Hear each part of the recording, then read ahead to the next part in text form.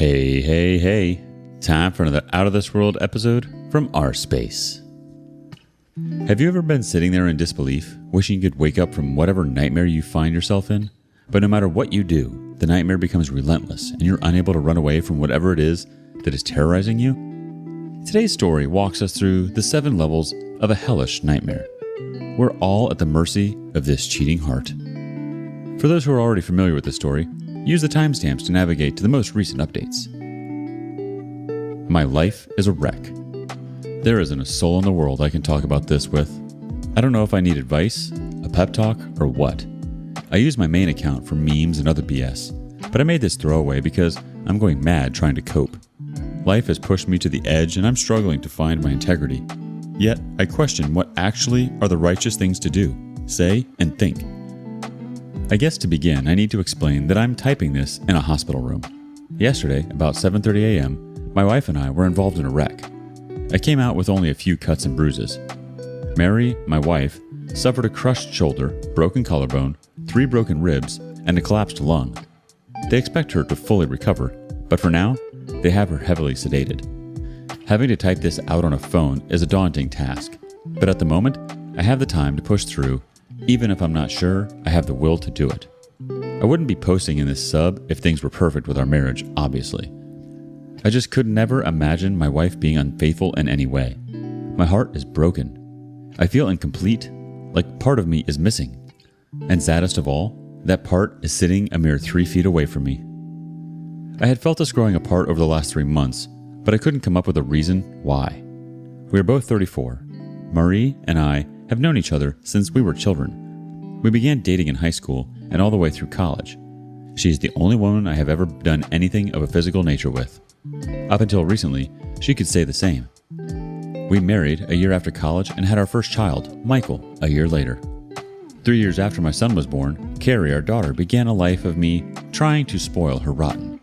I love my kids more than life itself. If not for them, I'm not sure I would be here right now. They were not involved in the wreck, thank God. They were spending the night at my parents'. We were due to fly down to Florida for a cruise yesterday afternoon. Obviously, that is all canceled. But my wife decided to go out with her best friend, even though I urged her to get home and not drive around in the snow. She swore she and her best friend Rebecca were just going to have a few drinks since they wouldn't see each other for a week. I went to bed and slept like a baby until about 5 a.m. I got up and looked out the window to see my wife's car was not out front, but we'd gotten several more inches of snow. I assumed Marie and Becca got a little too drunk and crashed at her place. I threw some clothes on and got into my SUV. Before I left, I texted Marie to tell her not to drive, that the snow was too deep and I was coming to get her. It remained on unread. I cannot guess how many times I have wondered what would have happened if she'd read that text. I'd still be living a lie.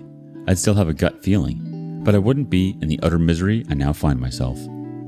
I got to Becca's and pulled up in front of her condo. I looked at the message again, and it still had not been read. I had actually hoped Marie would read it and be ready when I arrived. But I resigned myself to the fact that I'd have to go in and wake her. The front door was unlocked, so I walked in and looked at the TV room to my right. There was nobody passed out on the sofa. Rebecca's bedroom was downstairs, and I didn't want to wake her. So I took the stairs up to her guest room and opened the door. Then my life ended. I remember walking into the room and seeing 2 heads peeking out from the covers. I remember leaning down to pull the comforter toward me. I even remember seeing my wife laying her head on some guy's shirtless chest. The next thing I remember was Becca, Marie, and some half-naked guy I'd never seen trying to pull me off of him. I'd probably be in jail right now if they hadn't, but I honestly don't remember a damn thing. So right or wrong, I don't really feel too bad about that. My wife, on the other hand, well, that changes from minute to minute these days. When I came to my senses, the dude said he'd get his buddy to the hospital. Marie bawled her eyes out while Rebecca and I screamed it out. I told her and my wife I was leaving, and she had about 5 minutes to be in my car or to not bother coming home. She was there in 3. Really not a good idea to be angry driving in snow, even with 4-wheel drive. But it was another vehicle that veered into our lane and forced us through a guardrail. That's what caused Marie's injuries. The car rolled, thank God for airbags, but we lived. The kids don't even know we had a wreck. I haven't called anyone. I probably should have, But this wasn't just a wreck. My life has been wrecked, and I'm trying to gauge the damage before I start bringing others into the situation. I'm numb, and yet I hurt like hell, and not from the wreck. I feel like I don't even know the person laying in that hospital bed. I want to ask her so many damn questions, but I really don't want to know any of the answers. She obviously no longer loves me. No one with a soul could cheat on someone they love. So, I have to ask if she ever loved me. And now that she has cheated, would I ever want her to love me again, if that were possible? I don't know the specifics of when she first cheated, but in my book, the instant she did, our marriage ended. The vows were broken. She ended our marriage, and we are no longer man and wife. I don't need a divorce attorney to nullify my marriage. She's already done that. Therefore, I am no longer under obligation to the vows I gave. A huge part of me wants to just walk out of this room. I want to call her parents, tell them what she did and what happened, and then let them know she is their problem again after all these years. We said for better or for worse, and I meant it, but we are no longer married. Part of me wants to leave her a note and tell her too bad worse happened to come after she ended our relationship. The only thing that is keeping me in this damn room is my children. I want to see them so badly right now, but I have some scratches on my face and neck. They'd know something happened if they saw me. As much as I feel my wife has defiled herself and her family, my kids need her. I thought I had a life partner, and as horrible as she ended up being, my children need a mom in their life. There are going to be talks I am not qualified to have and wouldn't know where to begin. There are going to be injuries that need kisses instead of being told to walk it off. I'm a damn good father, but I can't be a mother too. Please, someone help me. How can I sit here and look over someone who has stabbed me in the back so cruelly? Should I call her parents to come? What do I tell them? I really don't want to be here, especially with her parents. If I don't tell them what she did, they're going to know I'm pissed off. What in God's name do I tell my children? Yeah, I can tell them we were in a wreck, but I'm not the kind that can fake emotion. Obviously, my wife does it with ease, but when I loathe someone, it shows in my face. They will know I'm angry at their mother. How the hell did my life come to this? I already know I need to see a lawyer. I figured that much out. But how do I handle this? It took so long to get approved that I didn't think my post had posted. I just started getting notifications, so I am sorry for not responding sooner to people that made comments trying to help. Update. For whatever reason, I could not respond to questions from my first post. It may have something due to this being a throwaway account, but I could reply to comments, but nobody could see the replies but me. I tried posting this update in the Infidelity sub last night, but had issues. Hopefully, the same glitch doesn't happen with this update. I can give feedback for others to better assist me. My apologies to anyone that did leave a response. It was appreciated and helpful. After my initial post that day, I decided to stay one more night in that hospital room. With the Marie sedated and the lights out, I laid back in the recliner looking at the ceiling, listening to the medical machines. I lay there wondering how the hell my life had reached that point. Part of me felt like I was giving her undeserved mercy just being in the same room. Yet part of me loved her. I didn't want to feel that love. I actually felt weak for having any positive feelings towards her. Over and over in my mind, I kept realizing that there was no fixing things back to the way they were. It was as if some natural disaster had taken the life we built and destroyed it. I cried. I cried so damn hard. I realized a huge part of my life was over. There was a moment of huge significance in my life. When the nurse came into the room to take blood the next morning, I excused myself. When Marie woke, she saw me heading out the door and called to me, but I acted like I didn't hear her. I went and got some breakfast. I haven't had much of an appetite since finding out. I tried to kill some time eating and scanning through my phone. There was a text from Becca asking where Marie was that I left her unread. I decided at 7 a.m. it was late enough to knock on her parents' door. Her dad was always an early riser. I planned to talk to him first, and if he thought his wife needed to hear it, he could wake her. I saw smoke coming from the wood stove in his workshop out back, so I knocked on the door before entering. He saw the scratches on my neck and bruise on my cheek. I explained there had been an accident. Marie had gotten the worst of it, but we needed to talk. I think he assumed I meant about the accident, so he woke my mother-in-law to hear what I had to say. We sat in the kitchen as I explained how going around a curve, a car in the oncoming lane veered into our lane. Having the heavier vehicle in all-wheel drive, I managed to keep us on the road until we hit the guardrail. The passenger side door caught one of the vertical I-beams mounted on concrete. Even with side airbags, Marie hit hard. She sustained lots of injuries, but I told them she was stable, and they expected a full recovery. They both cried knowing their daughter had suffered, but would still be around for them to love. As soon as they insinuated they would be around to help me in any way they needed to assist me looking after Marie, that was when I stopped them and explained the wreck wasn't what I had come to tell them. They looked confused as I explained waking up that morning and sending a text to head off in the snow to make sure my wife was okay. I told them about walking in on her daughter and some guy I'd never seen and unconsciously beating him over and over. They were both shocked. Then I told them what room she was in at the hospital. Explained I always wanted them to be part of the kids' lives, so I hoped they could remain friendly with me. I told them my dad was looking after them at the moment, but I was divorcing their daughter as she had broken our vows and was no longer my wife. I was leaving their place and driving to my dad's to tell the kids about the wreck. I was also going to tell them we were splitting up and wouldn't be together anymore. I wasn't going to tell them their mother was a cheater. I told my former in-laws that while I hated things had to end the way they did, at least I could say I wasn't the one who destroyed our marriage and my life. They tried to tell me I shouldn't be so hasty. She made a mistake, and the usual lame excuses. I just smiled and told them I'd loved having them as in-laws over the years and walked out. When I got to my dad's, I of course had so much I needed to get off my chest. I entered through the kitchen where I found my dad having a cup of coffee. The only thing he knew was that I was supposed to be on a big boat in the Caribbean. He stood and asked what I was doing there. I just grabbed him, hugged him, and cried like a child. It was the kind of thing where he really wanted to know what was going on, but sensed he needed to let me cry it out before prying. He led me to the den and sat me on the couch to go get my mom. We both urged her to have a cup of coffee first, but she knew if I was there alone that early, I had something bad to tell them. I first explained about Marie cheating, me catching her, and leaving Becca's. Then I explained about the wreck, that it was pretty bad. I told them about Marie's injuries, and explained I'd let her parents know only an hour before, so they could go see her. Both of my parents were stunned. My mom finally asked me now what I'm going to do. They both cried when I told them my only remaining option was to divorce Marie and be the best father I could for my children. As our conversation was winding down, I heard my daughter Carrie squeal, "Daddy!" and come running down the stairs toward me. That woke up my son, who was also downstairs with a few minutes. I hadn't seen them in so long, I just spent time hugging them, happy to see them. They took a while to notice my scratches. I told them about the wreck and that their mommy was in the hospital, but going to be fine. I told them Marie's parents would eventually pick them up to take them to see their mom and left it at that. I spent a day playing, talking to, holding, napping with, and laughing with my children, and those two made me want to live again. Until that point, if I'm honest, I was like 50-50 about wanting to go on. But they are worth living for, protecting, and cherishing. My wife's phone was destroyed in the wreck, so nobody had gotten a response for days. Early that night, I started getting texts from my mother-in-law's phone and knew they had to be from Marie. I ignored them. They continued sporadically off and on through the night.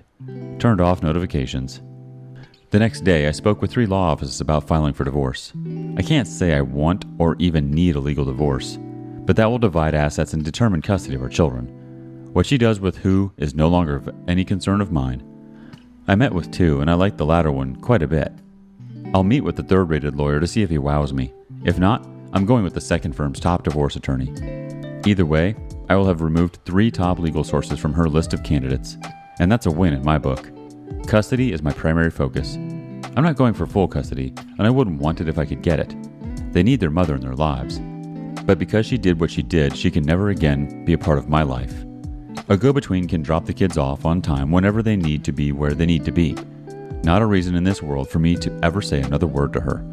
I obviously never knew her, so why would I continue to interact with a stranger? I go back to work next week from what would have been our cruise. I didn't tell a soul at work we didn't go or anything about the wreck. And of course, they will be seeing me driving the rental car and question if I got a new car. I'm not sure if I need to explain things to HR, but I don't want my personal business to be aired out for all to see. I feel humiliated as it is without news leaking out. Divorce is a necessity sometimes, but it always represents a failure.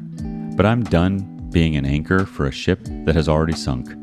And for those who insisted rightly to get checked for STDs, I've had a full screening. It came back clean on everything. Thank God. Even that was enough to make me feel like some trenchcoat pervert when I did nothing wrong. I assume by this time, Marie has left the hospital. Her parents did not even attempt to bring her to the house. They couldn't have contacted me anyway Due to Marie's constant texts, I wasn't reading. As soon as I can get the divorce papers filed and her served, I can be done with the biggest mistake of my life. Her actions invalidated all of that time. If I had to do it over again, I would now not do it again. I would choose a life with someone else, anyone else who would actually be faithful and loyal. Her greatest asset is what she intentionally threw away, the ability to be trusted. From having someone to call your own to being alone, that's what I'll miss. But I know all of that was a lie, and I meant nothing to her. People will swoon over a beautiful lie and repel an ugly truth. I'm not one of those people. A lot of people wanted the dirty details of who my wife strayed with, why, and how long it had been going on. I'm sorry, I don't have that information to share, but I really don't want to know. Outside of a person literally putting a gun to your head, there's no excuse to cheat. Beyond that, when you have made a life bond you have sworn to uphold and make the decisions for the other person to ruin it, you are vile. I wish to God I'd never met her and had taken a chance on someone, anyone else. She had no right to give me a life and then take it all from me against my will. The man I was before her betrayal will never exist again. The woman she was never existed, and the life I had is a facade in ruins nobody wants to live in. Let's pause here and get some reactions from the community. Kranok has something to say. First of all, take a breather. Yes, you should call her parents and ask them to take care of her because you are mentally and physically in no condition to help her, even if you would want to. Also, tell them what she did. Don't start to lie for your wife. She has lied enough, and these lies need to end right now. You need someone to talk to and to let your emotions out. So look for a good friend or family member that you can trust and talk to them. Don't make any life-altering decisions right now while your emotions are so raw. What you need now is distance to your wife and time to process and understand what she did there. This was not a one-time thing or something that happened out of a moment. This was long planned and probably her long-term affair partner, maybe not even her first affair partner. If she has stayed before at Becca's place, then you better expect to know why she stayed there. Please stay away from alcohol and drugs. They won't help you. Your marriage is over, and the woman you thought she was never existed in the first place. That was only the idea you had of her. Now you know who she is and what she is capable of, and sooner or later, you need to ask yourself the question, if you would ask this woman to be your wife as well, or if that kind of woman is not a woman you would want by your side.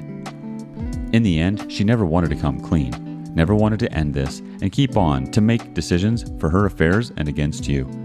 She got supported in that by her best friend, but in the end, this all only happened because she wanted this to happen. Good luck and stay strong. And please get tested for STDs. Better safe than sorry. The OP replies, I got a complete STD panel done and everything came back clean. Thank God. Knowing a few people in the medical field is convenient sometimes. I haven't spoken a word to Marie, even sitting alone with her in that room. She would try to speak to me. Her speech was garbled and slurred. I just looked at her with an expression of disgust and waited on her to pass out again. I don't have any info about exactly who the guy was, how many times it happened, and for how long. Marie's phone was destroyed in the wreck. I think she has access to her mom's phone now because I started getting multiple texts. She can let Becca know why she hadn't responded and plan her next trysts for all I care. I haven't been drinking, so you don't have to worry about me getting drunk and doing something stupid. I have to say though, after this week, I can see why people do drugs and drink to excess. I wish I could put life on pause and forget about it for 24 hours, but my problems would still be there the next day. First of all, I'm so thankful that the two of you made it out of such a horrific wreck alive. Secondly, even though your emotions might try to sway you towards having an aggressive, screaming confrontation with your partner, OP, that's not always the best way to resolve and approach the issue. You're a mature adult, and although the situation isn't ideal, you should take time to slow your roll because you and your relationship with your family will be better off for it. It might seem trivial, but making a for and against list can help you face reality head on. Gather all the facts. Sometimes we need to know all of the facts and see the big picture. Is the relationship worth pursuing? Can you move forward after a cheating incident? These are all important questions to ask yourself, and a pros and cons list can definitely help put that reality into perspective. We may be seeing validation where there isn't any because we become so consumed. We can start to twist our reality. Drawing a list helps you externalize, get it out of your head, and see it from a different perspective. This may be enough to soothe you or encourage you to take a different direction. Update 1. Not only am I not sure where to begin, I'm not even sure what to say when I do. I guess the first thing is to tell everyone I did manage to get a very good lawyer. Her firm in general is rated the highest at representing men in divorce cases in my area. Instead of passing my case off to someone else on the legal team, she took on my case as her own. Everyone at the firm has been kind and supportive. I can tell they don't just care about getting their retainer and payoff. Nadia, my lawyer, has done everything she can to help me with my well-being and sanity. After agreeing to take my case, we went over the usual forms I need to fill out. I listed property and all bank account info, as well as ballpark estimates of what Marie and I make income-wise. After explaining about the wreck and what I saw just before it happened, she asked if I had an STD panel. I explained that I had, and everything had come back clean. She then asked if I had documented the infidelity with pictures or video. I told her I hadn't been thinking rationally enough at the moment to do that. She phoned a PI her firm uses and set up a meeting between he and I the next day. I live in an at-fault state. So, while I knew Marie was unfaithful, I needed actual evidence for the divorce to go my way. We set up one of her staff to be the go-between for me and Marie's dad as far as communication goes, and to arrange drop-offs. I got her aide to go ahead and notify my soon-to-be ex-father-in-law that my ex could have the kids that upcoming weekend and following week. Nadia then asked if I had arranged therapy for me and my children. I explained that I was due to have my first therapy appointment that week, but as the children had yet to be told anything, I was holding off on that. She told me as soon as I felt they were in need of any professional attention to let her know. She had several therapists she could recommend. She expressed what seemed to be sincere condolences I was having to go through all I have and will. I tend to dislike lawyers, but I do think I might have found one with an actual soul. She gave me a list of things to collect and do before our next meeting. Many of the instructions were identical to the advice users post here. So, when she told me to drop by the drugstore to get 2 DNA kits, I thought nothing of it. I knew it was standard protocol. When I got home with the kids that night, I did the cheek swabs for me and them. I sealed everything up and mailed the kits off after taking the kids to school the next morning. 2 days later was Friday, and the go-between dropped the kids off with their grandfather for the weekend that morning. I went to work and I was just coming back from lunch when I got an email notification from my personal account. I could see it was 2 emails from the lab, so I waited to get to my computer to view them. At my desk, I opened the first email and clicked the link. The results said my son Michael is in fact my son. I opened the other email and clicked the link. I read what it said. I read what it said again. I couldn't really say anything. I just started shaking my head. I knew I had to get out of the office before breaking down, but I managed to do screenshots of both results and email them to myself as photo files. I went to my car and began bawling as the realization my daughter, Carrie, was in fact not my daughter set in. I can't imagine having an arm cut off would hurt much more than losing a daughter. It honestly felt like my soul had been taken from me. I don't know any other way to describe it. I don't know who to call. I just sat there crying and wishing like hell I could wake up from my nightmare. I downloaded the 2 files from my email account and texted the pics to my lawyer. Within 20 seconds, Nadia called asking where I was. Work was all I could manage to say. She told me to stay there and someone from the firm would be there in a few minutes. I ended the call and opened the door. I began to vomit uncontrollably until I was dry heaving. By the time I managed to stop puking and feeling dizzy, one of the paralegals arrived to pick me up. She took me to the firm, and as soon as Nadia finished with the client, they ushered me into her office. The first thing she told me was that sometimes the tests come back wrong. She said she understood I was upset and had every right to be, but she urged me we needed to test Carrie and me again in a local lab to ensure nothing gets contaminated. I couldn't believe what was happening. Even after catching Marie cheating, I just assumed the DNA test on the kids was a formality. I would never have thought my wife would ever be unfaithful, but imagine she was capable of having some other man's baby, if true. Who in the hell did I marry? I couldn't even confront Marie if I wanted to. I didn't have concrete proof. Yet I couldn't imagine if the results confirmed what we highly suspected, how she and I would ever have that conversation. One of the ladies in the office at the firm had a blood pressure cup and checked mine to make sure it wasn't at dangerous levels. It was elevated and I did feel like I was close to a panic attack.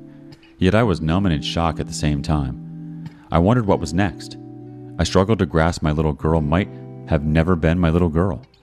At that moment, I was so glad the kids were staying with their mom. I started wondering if both test results could be wrong and Carrie was my daughter and Michael wasn't my son. I knew I couldn't wait 2 days to know the truth. So, the go-between set up a time she could pick Carrie up the next day for a few hours and take her back to Marie's parents. We did the test in a sterile environment and by trained medical staff. There was no mix-up. I am not Carrie's father. It still took a day to get results, and she was back with her mom by the time I got them. But I cried even harder the second time, and I'm so glad Carrie wasn't there to witness it. I sent the results to my lawyer, and she called to check on me. She urged me to seek out family and not go through the things alone. I got into my car and drove to my dad's, crying the whole way. When I got there and saw my mom, she knew something was wrong, but couldn't get it out of me. Finally, I just managed to utter, "Carrie is not my daughter." Mom asked me, "What?" But she knew she heard correctly, and I was incapable of repeating it. After about 30 seconds of silence, other than me weeping uncontrollably, she stood and got her cell phone. She called my dad. She told him to hurry home, but please be very careful, that I had bad news. I could tell my dad wanted at least a hint of what could be so bad. She just urged him to be safe and get home as soon as he could. He arrived in about 20 minutes, and we all just had a long cry for hours. I'd console my dad, he'd console my mom, they'd console me, but we were all inconsolable. They of course asked me about Michael, and I assured them he was mine. They both expressed relief and then felt badly for being relieved to only be losing one grandchild. They asked me what I was going to do. I told them I didn't know. The only thing that was certain for me at that moment was that Carrie would never want for anything she'd needed and most things she wanted. I didn't even care about potential required child support at that moment. She was going to be taken care of. As horrible as I was feeling for myself, I felt even worse for Carrie, being totally innocent. Did I want custody of her? Could I get custody of Carrie even if I wanted it? I began to wonder if Marie knew or suspected. I suddenly wanted some damn answers. I met with Nadia after work Monday, and she told me she'd met with the private detective hired to follow Marie. Due to the wreck, she hadn't been out of the house to cheat anymore. So I wasn't surprised he didn't have recent evidence. But one of the things Nadia had me bring was Marie's old cell phone from out of a drawer at home. He was able to get in and access nearly every app as if he were on her destroyed phone. He found nudes sent and received to and from various guys. Tons of messages and sexting with enough admission of guilt in them to sway any judge. I was asked if I wanted to see any of the pictures or read the texts. I declined. But Nadia and I did need a plan how I was going to confront Marie about Carrie. She thought it best to do it in her office if Marie could be talked into it.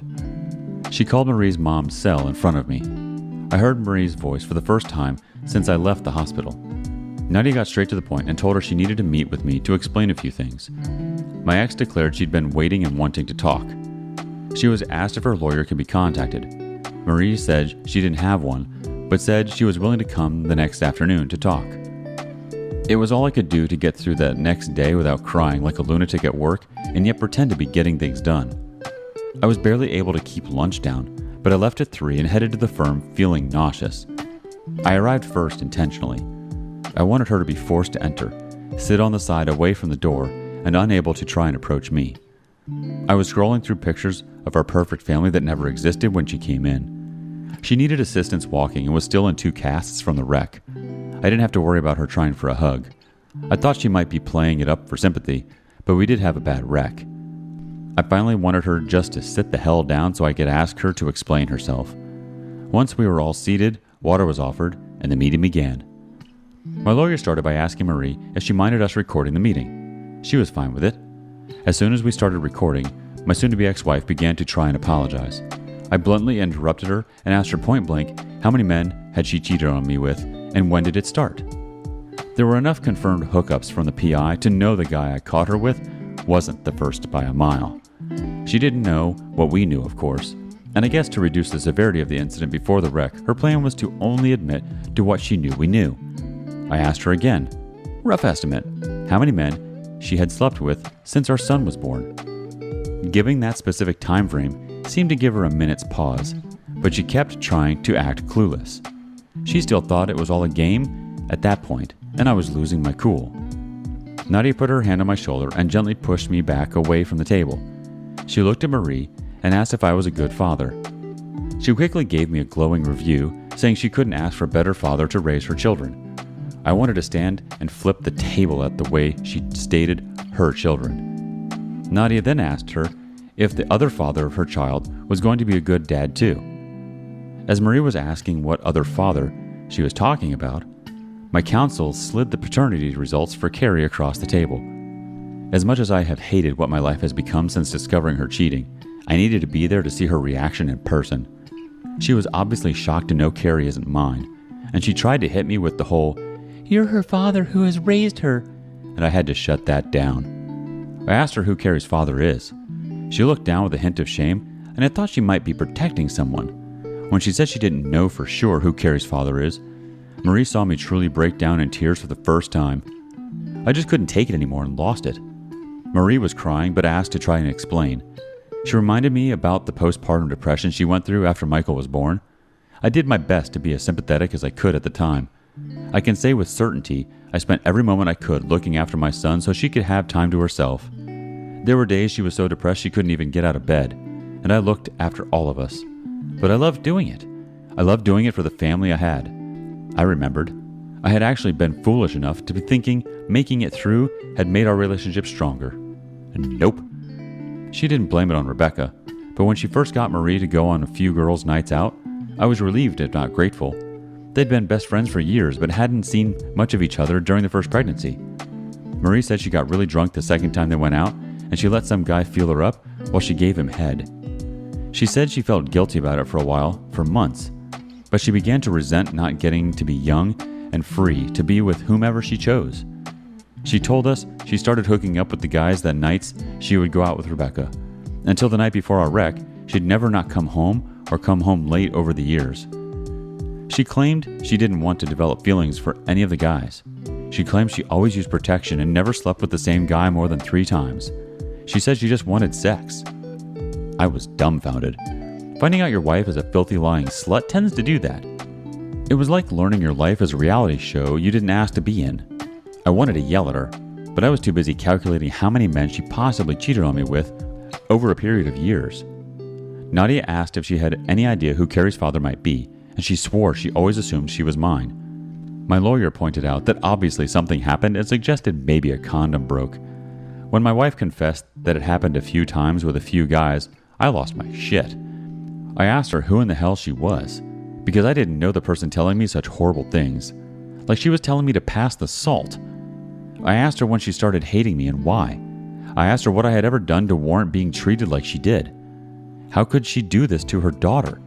I raged. She took it, knowing it was all true.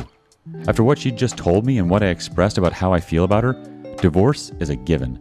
What was a marriage had become scorched earth. The only thing left to do was total up the casualties. I've lost a wife and a daughter, that's 2.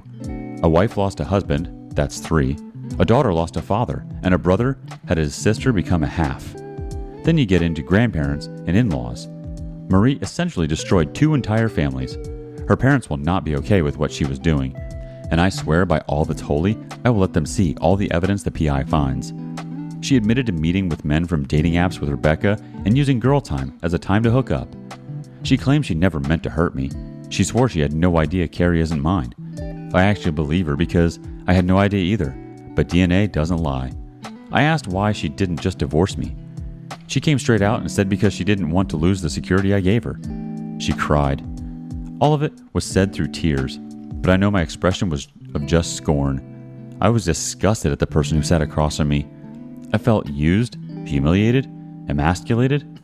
I feel defeated. I'm pretty sure one of the reasons she came to talk without a lawyer is due to the fact I own everything. She doesn't have much to lose outside of a small 401k, and my assets I entered the marriage with by inheriting my grandfather's estate when I was 14. The woman I call mom is not my biological mother. My mother died when I was 2 from a rare, fast-spreading cancer. My dad remarried the woman I call mom when I was 4. I have known my entire life she wasn't my biological mother, and I wasn't her biological son. I learned later she couldn't have children, and raising me helped her experience that. When my biological mother's dad died, what was left to her went to me as her heir, but I couldn't touch it until I was 21. I studied hard and went to school, but I didn't have to work. Fiscally, she knows I will mop the floor with her in the divorce, and she won't be getting anything close to half. She has a job. She isn't able to work at the moment with her injuries, but she has a job. Part of me wants to punish her, and the other part of me wants to be done with her. Marie was obviously medicated for pain. Maybe that's why she was being so blunt. but her words just cut me deep as my imagination made them even worse. I asked if she felt any shame. She claimed she did.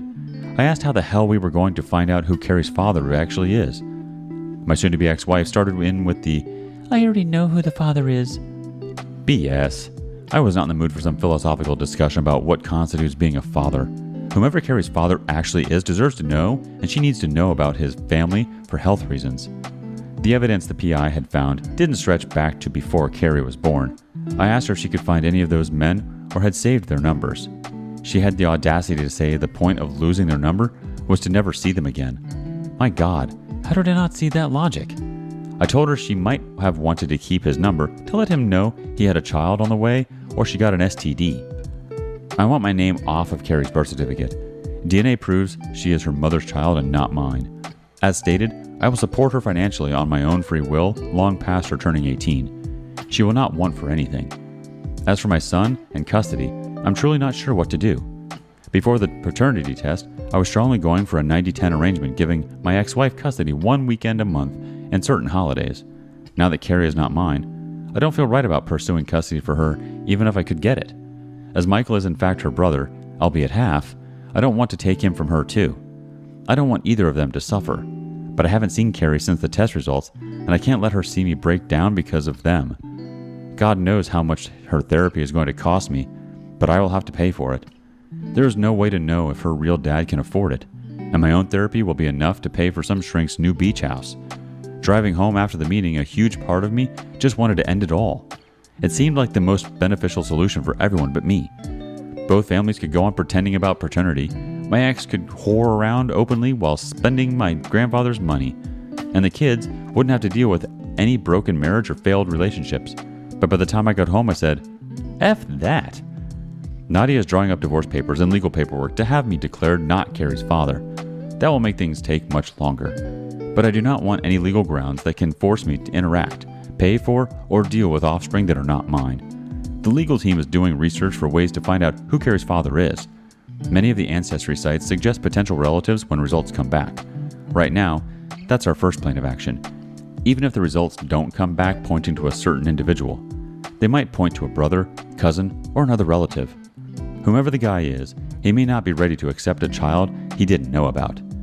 It could cause some anxiety in his life, but I doubt it will be nearly the terror I felt losing my daughter forever because she never existed. Everything is just so screwed up at the moment. Nothing is stable. Chaos is a daily burden at this point. The kids come back to the house Sunday afternoon. I've never wanted to not see them before, but I know many inevitabilities will happen I cannot be prepared for. When she sees me and wants to hug her daddy, I'm not even sure how I'll react. Hug her and cry like a baby knowing she has not ever been truly mine? Tell her I'm not the person she's looking for? I don't have it in me to be mean to her, but my heart is broken. Like there is nobody to take this out on, even Marie, because nothing I could do outside of a murder would equal the betrayal she has done to me. That scale will never be balanced. She used me and spit me out. She deserves to rot in hell for her promiscuous lying ways. I'm destroyed and everything I used to love is too. I will win the divorce. Nadia and company will make it the most lopsided division of assets in the history of divorce. But Marie reduced or removed the value of so much for me, it feels like she has already won. Again, to hell with her. I'm left with a son she will try and use against me and manipulate. Some people really are so horrible they deserve to be put down like an animal. I made the stupid decision to have a child with one. I just know now I'm not the only stupid one. TLDR. Soon-to-be ex-wife had been hooking up with random men since the birth of our first child. Discovered the daughter we had together is not mine, and soon-to-be ex-wife doesn't know who the father is. Parenting seems to be an interesting balance between selfishness and selflessness. In many ways, we invest in our children for selfish reasons. They carry our genes into the next generation, and their success reflects back on us as parents.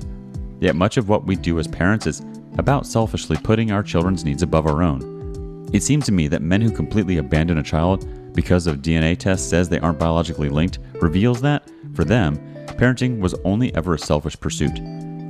But that's not you, OP. I can't imagine how excruciating it was to find out about your ex, never mind Carrie. Despite the hurt and the pain in taking the steps that you have, OP, you've taken the first steps toward ensuring that infidelity does not define the rest of your life. Infidelity is an awful event, but it doesn't have to be devastating. It actually has a silver lining. Infidelity, as awful as it is to experience, as awful as it is to happen, can actually be a good thing to help people change their lives. For now, as you're healing, try not to let the hurt and the pain take hold. It's easy to be angry and to stay angry, but you're not that person, OP. Update 2. Reunion update. The go-between from the law firm texted me at 3 p.m. Sunday to let me know she had the kids securely in the car with their belongings and was on her way to the house. I doubt any text message in history has been as dreaded for anyone as that one was for me.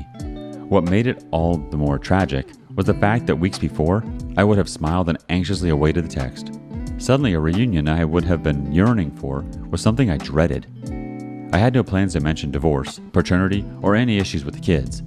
As much as I tried to prepare myself, I knew I wasn't in the state of mind to bring any of that up.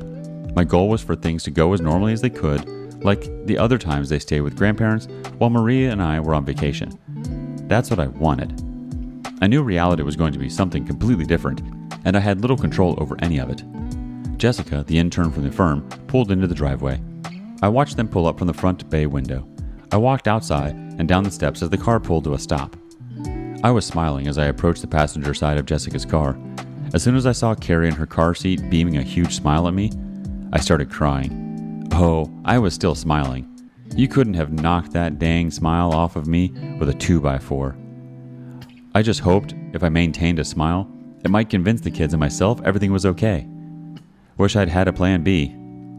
As soon as I could get her out of the car seat, Michael was by my side, and I grabbed he and Carrie and just hugged them. I told them I missed them. That was really all I could manage to say. I just kept crying. And people can hate me all they want to. God knows I've gotten some hate-filled messages privately and publicly, but it all felt different. It did not feel the same as the day I hugged my children goodbye. I want to say it did, just to get the people who think I'm a loathsome wretch off of my back. Maybe part of the loss I was feeling was over the family unit we all used to know being destroyed.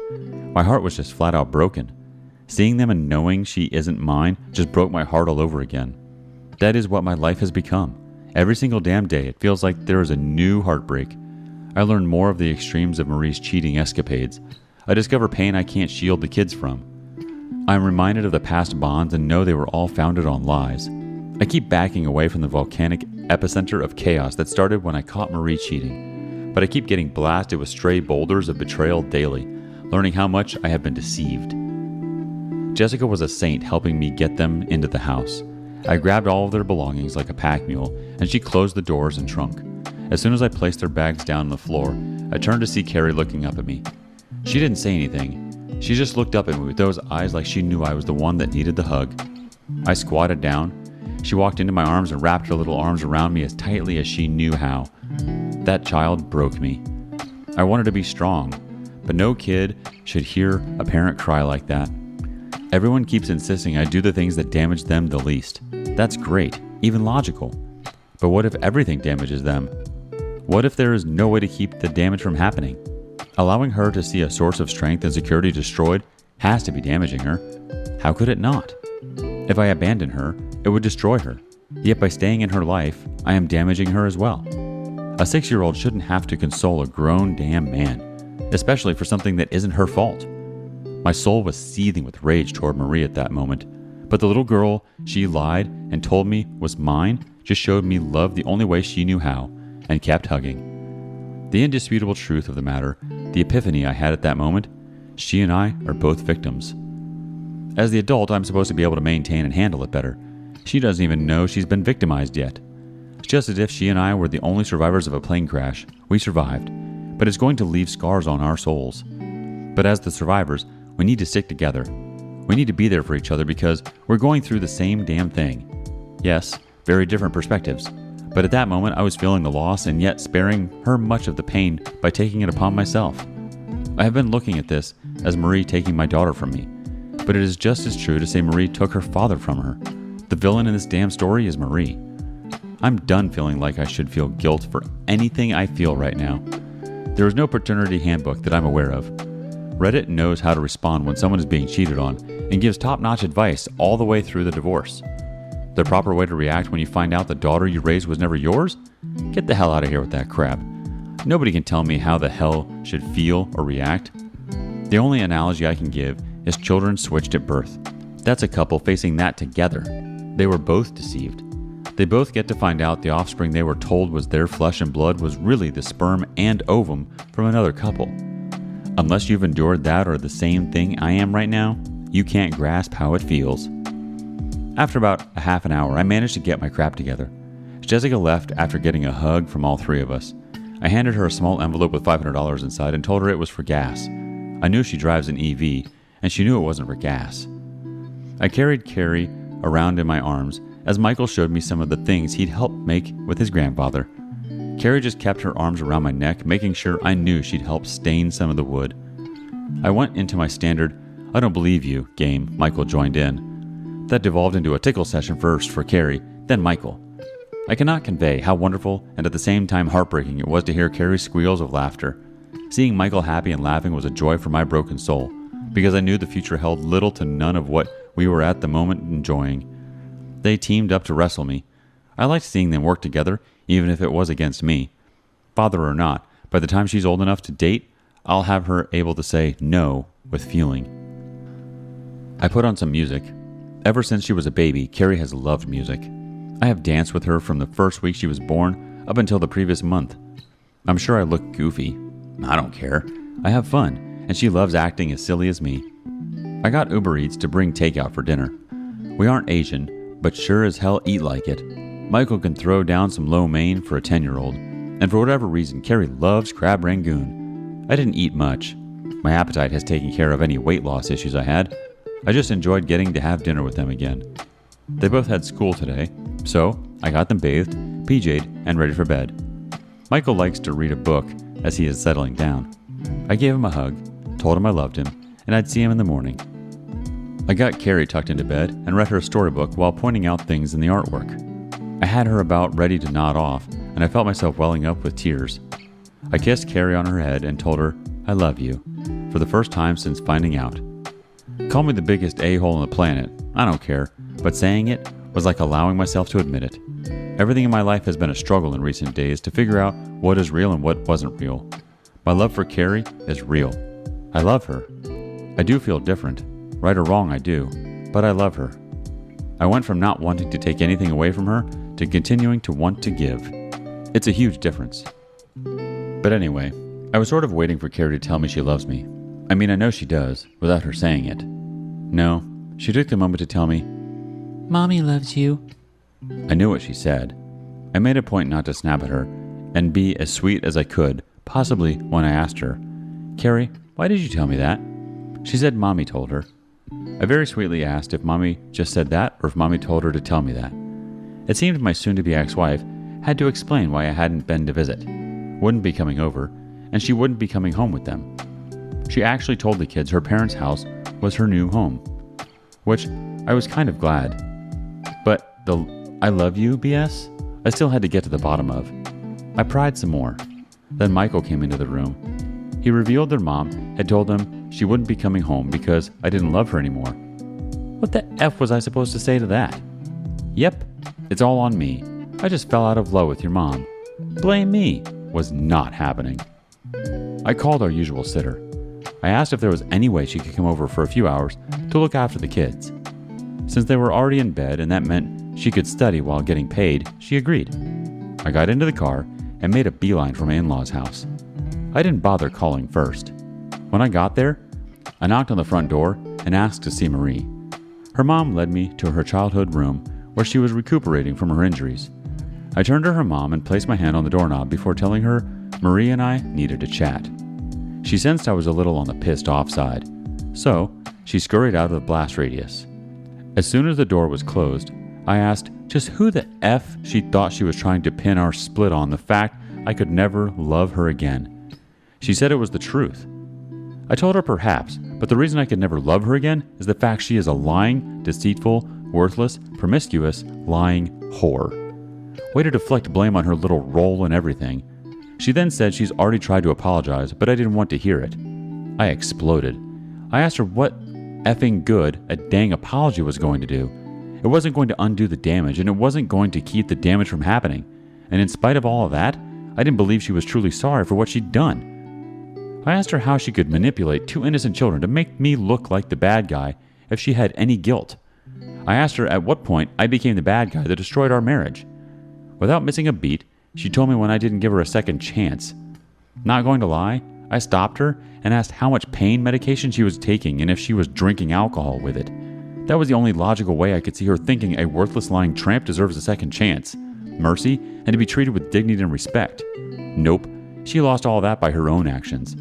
Again, I don't even know who my wife is anymore. It's like she's been possessed by the ghost of Caligula or Charlie Sheen. My beautiful virtuous wife was replaced by a soulless hookup harlot, and as a miracle of God himself, my junk hasn't rotted off due to her disgusting actions.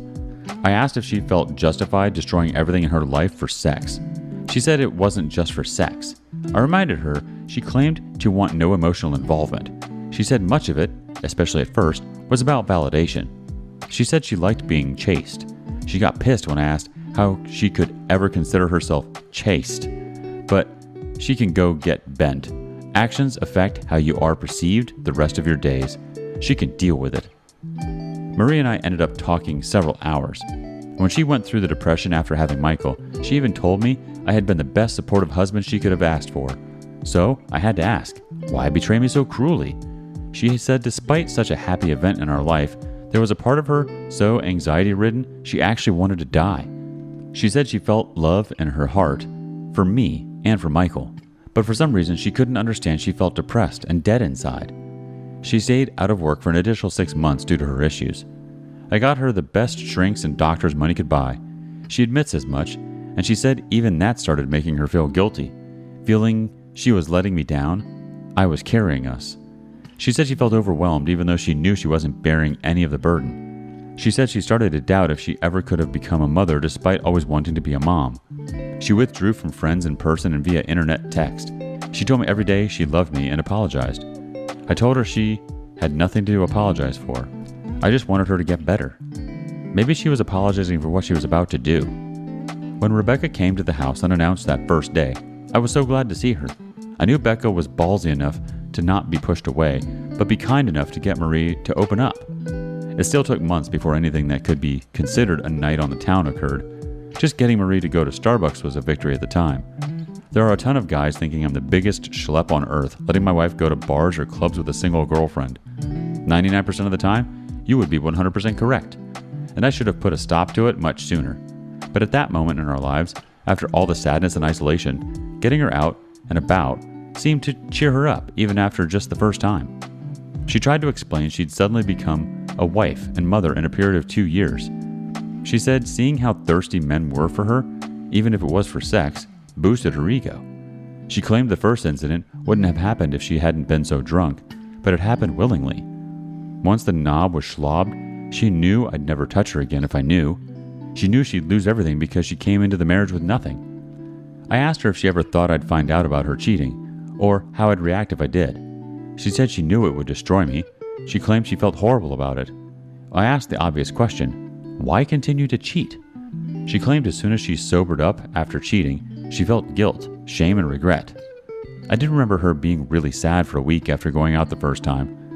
Rebecca came over, and the two of them talked for hours alone. From that point for months, I had the old Marie back. She revealed she told Rebecca that day she felt unworthy of me because of what she did. She knew if I found out we were done, I would go after Michael.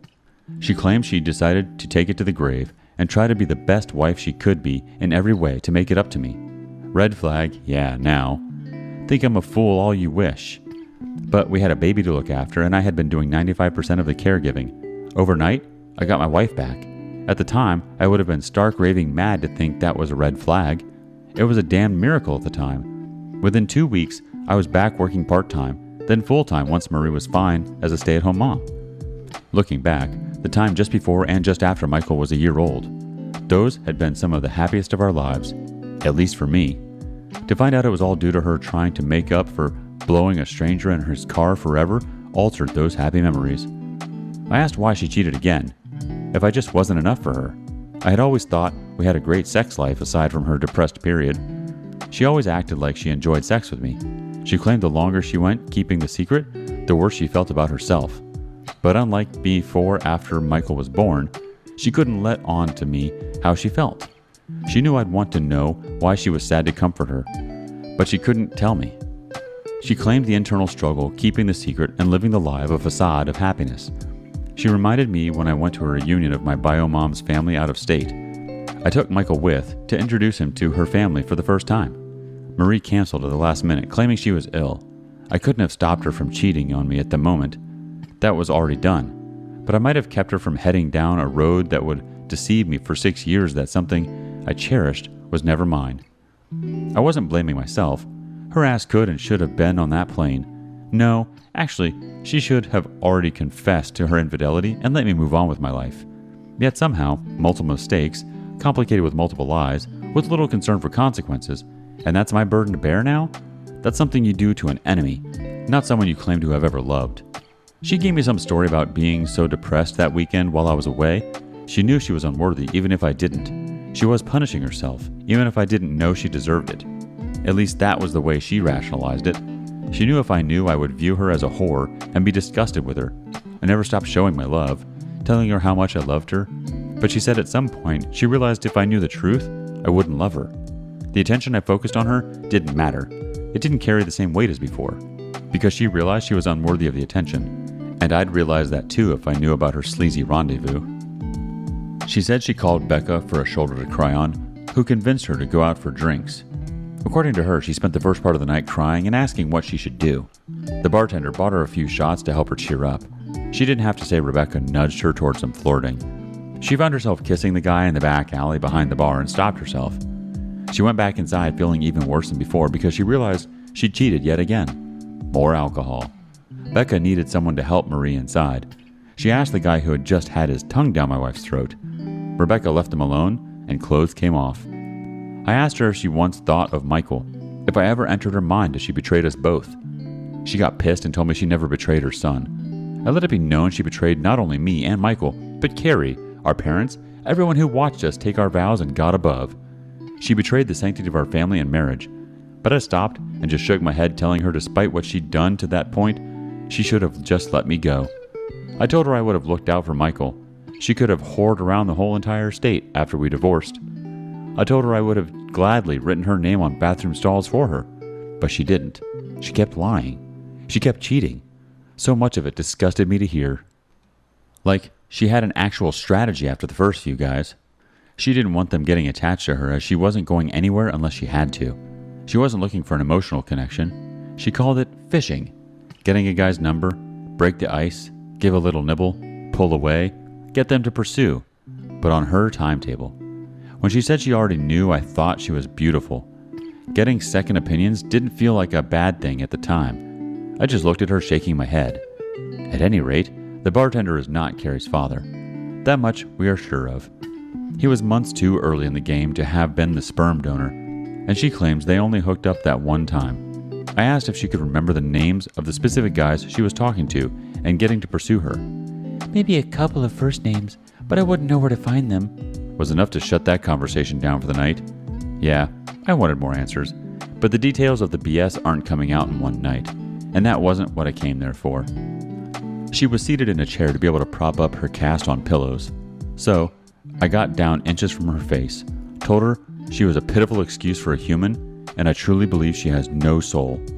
I told her that her actions have caused unimaginable pain and will continue to do so in the future. But I looked her squarely in the eyes and let her know I was not going to let her hurt my children anymore. I told her point blank that I was the one who got deceived for 6 years.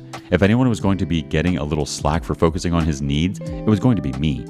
But Marie, I told her, and I meant every word, petty BS and manipulation is just going to make me loathe her even more. We weren't getting back together, ever. I was disgusted for her to even touch me. Loyalty wasn't even in her vocabulary. But father or not, I was going to be loyal to Carrie. I was going to protect her as much as I could. And if I end up having to protect her from her mother's lies, manipulations, and deceit, so be it. I told her Nadia has friends that would love a new BMW for getting her declared an unfit mother. I went there. It was a threat, and I meant every damn word. I told her if she had things to say, she could say them to my face. Getting Michael or Carrie to relay things their mother said was not happening, ever again. Carrie was to know little to nothing about any details of our divorce, and for right now, paternity. But when the time came to tell her, I would be the one who would break that news. It would be me who got to explain how her mother victimized us both, but we survived together. There was no way in hell I was allowing the person who destroyed so much for us both to get to downplay it or blame me. That horrible news wasn't coming anytime soon for her as far as I had planned, until the need arises, and I'll decide when that is. I pointed out she doesn't have a lawyer and let her know the kids would be staying with me for at least the next 2 weeks. She needed some time to reflect on not only the entirety of her betrayal, but her cruel manipulation that will only hurt Carrie. I'd let her know when she'd earned the right to be a mother again. There wasn't much she could do. I had the kids. She's in 2 castes. Let her live with some loneliness. My God, I've made mistakes in my life. On the drive home, I kept wishing somehow I could have just known how things would turn out. And this is the biggest struggle of my life. I hope it is the biggest struggle I ever face. But so much has been destroyed. The sham marriage I was living needs to be torn down, ground into dust, and the soil tilled with salt. But there is no reason to hurt a little girl who at the moment is blissfully unaware at the battle between her mother and her daddy. I want it to stay that way. Those children cannot see us together. When Marie and I are in the same room, the entire aura oozes venom. That's beyond toxic for us. I'm not subjecting the kids to any of it. I will not fight her in front of them, but I swear I will put her in her place and call out the slightest BS. I'm sorry this has been very long. I just feel like every decision I make has 1,000 ramifications. The man up, DNA doesn't matter people need to understand that hurting Carrie is the last thing I want to do, and I have every intention of being not only in her corner, but fighting for her. I don't know how this crap is going to end. But me and that little girl got shafted by the same person. A person that I refused to let damage her the way she damaged me. Not happening. And no mother effer is coming around my daughter until I allow it. That won't be Marie's decision. If I check his background and meet him, I'll make that call if the day ever comes. Until that point, my son Michael, my daughter Carrie, and I are weathering a storm. I've managed to shield them from what's coming. I will shield them from as much of the shrapnel as I can. But our souls are all going to bleed a time or two before this is all over. This carnage could have been prevented, but once the bomb goes off, it can't be avoided. I'm sorry for venting. I intended it as an update only, but this is all too much sometimes. I am in therapy 2 times per week. Not sure it's helping, but it's early on with the shrink, so I'll give it a few more sessions. I have to get to bed. So, I will post this and let it be. I won't post again for a while. It has helped to verbalize some of what I've been feeling, so thank you. I just need to focus on my healing and make this transition in life as seamless as I can for the kids. Thanks for all the direction and encouraging words. Many have been a huge help. I promise to return the favor and try to help others here someday, just not today. TLDR, I love my daughter, my heart is still broken, but I do love her. My soon-to-be ex-wife can rationalize anything, but I let her know face-to-face she couldn't be manipulating my daughter or the situation. Let's check in with some community comments before we move on to the update. Cranach has a lengthy response. You can't just go on being with your kids without addressing what their mom told them about the reason she is no longer home. Mari has planted a seed in their minds, and if you don't take care of that seed, then it will grow. Find a family counselor, explain your situation to them, explain that it is your goal to protect the kids from the lies of their mother in a child-appropriate way, and that you need help to do so. Regarding Mari, don't ever meet with her alone again. This woman doesn't care about you and is experienced in manipulating a situation to her favor and against you. This is no longer about what she did. From now on, this is a fight for the future, a fight about custody. If you are alone with her, then she can tell everyone else about the things you did, like threatening to kill her, or to beat her up, or. Maybe you even touched her aggressively and asked her all the time if she likes that, since she is such a whore. I think you get what I mean. Maybe Mari will not even do it, but Rebecca and her will talk, and maybe it will be Rebecca that tells her to spin the story of when you met alone around. Protect yourself and your kids. That starts with not meeting with that woman alone. And if you think now that she wouldn't do that, especially not with the state she is in, then remember the state she was in when she started cheating on you. Keep in mind, you don't know her. You only knew the idea you had of her, but never the actual person. She is capable of doing things that you can't even imagine. Her cheating and her manipulation of the kids is just the beginning, just a little taste of all the things she is capable of. Always remember, lying to you is as normal for her as breathing. Stay away from her. Or, to say it more directly, this woman, Mari, she doesn't care about you. She doesn't mind to destroy your life if that means that she feels good for a moment. You need to keep that in mind all the time. Or do you really think that someone could do something like she did over such a period of time to someone they love? People do that to people they don't care about, but not to people they love. Mari is interested in one thing only, herself. If she needs to destroy you to get what she wants, then you better believe that she will do so. You think that she is sorry for what she did? That she regrets anything? Look at what she said when you asked her why she told the kid what she said. She blamed you because you didn't give her the chance to keep on cheating on you. The start of her cheating? She blamed you because you were too good to her, and she blames the depression. Why has she kept on cheating? Because she knew how you would react if you found out, which pushed her to cheat more often because she was so desperate. Everyone is at fault for where she is right now except for herself. She never wanted to make these decisions. She just had no other choice. Stay away from her. Nothing good will ever come out of meeting with her. VOP replies, Cranach, I can't adequately express what your post meant to me, and you are 100% on the money about things to regard Mari. It was late when I posted this last night. I didn't get a lot of sleep, and I am certainly feeling it today.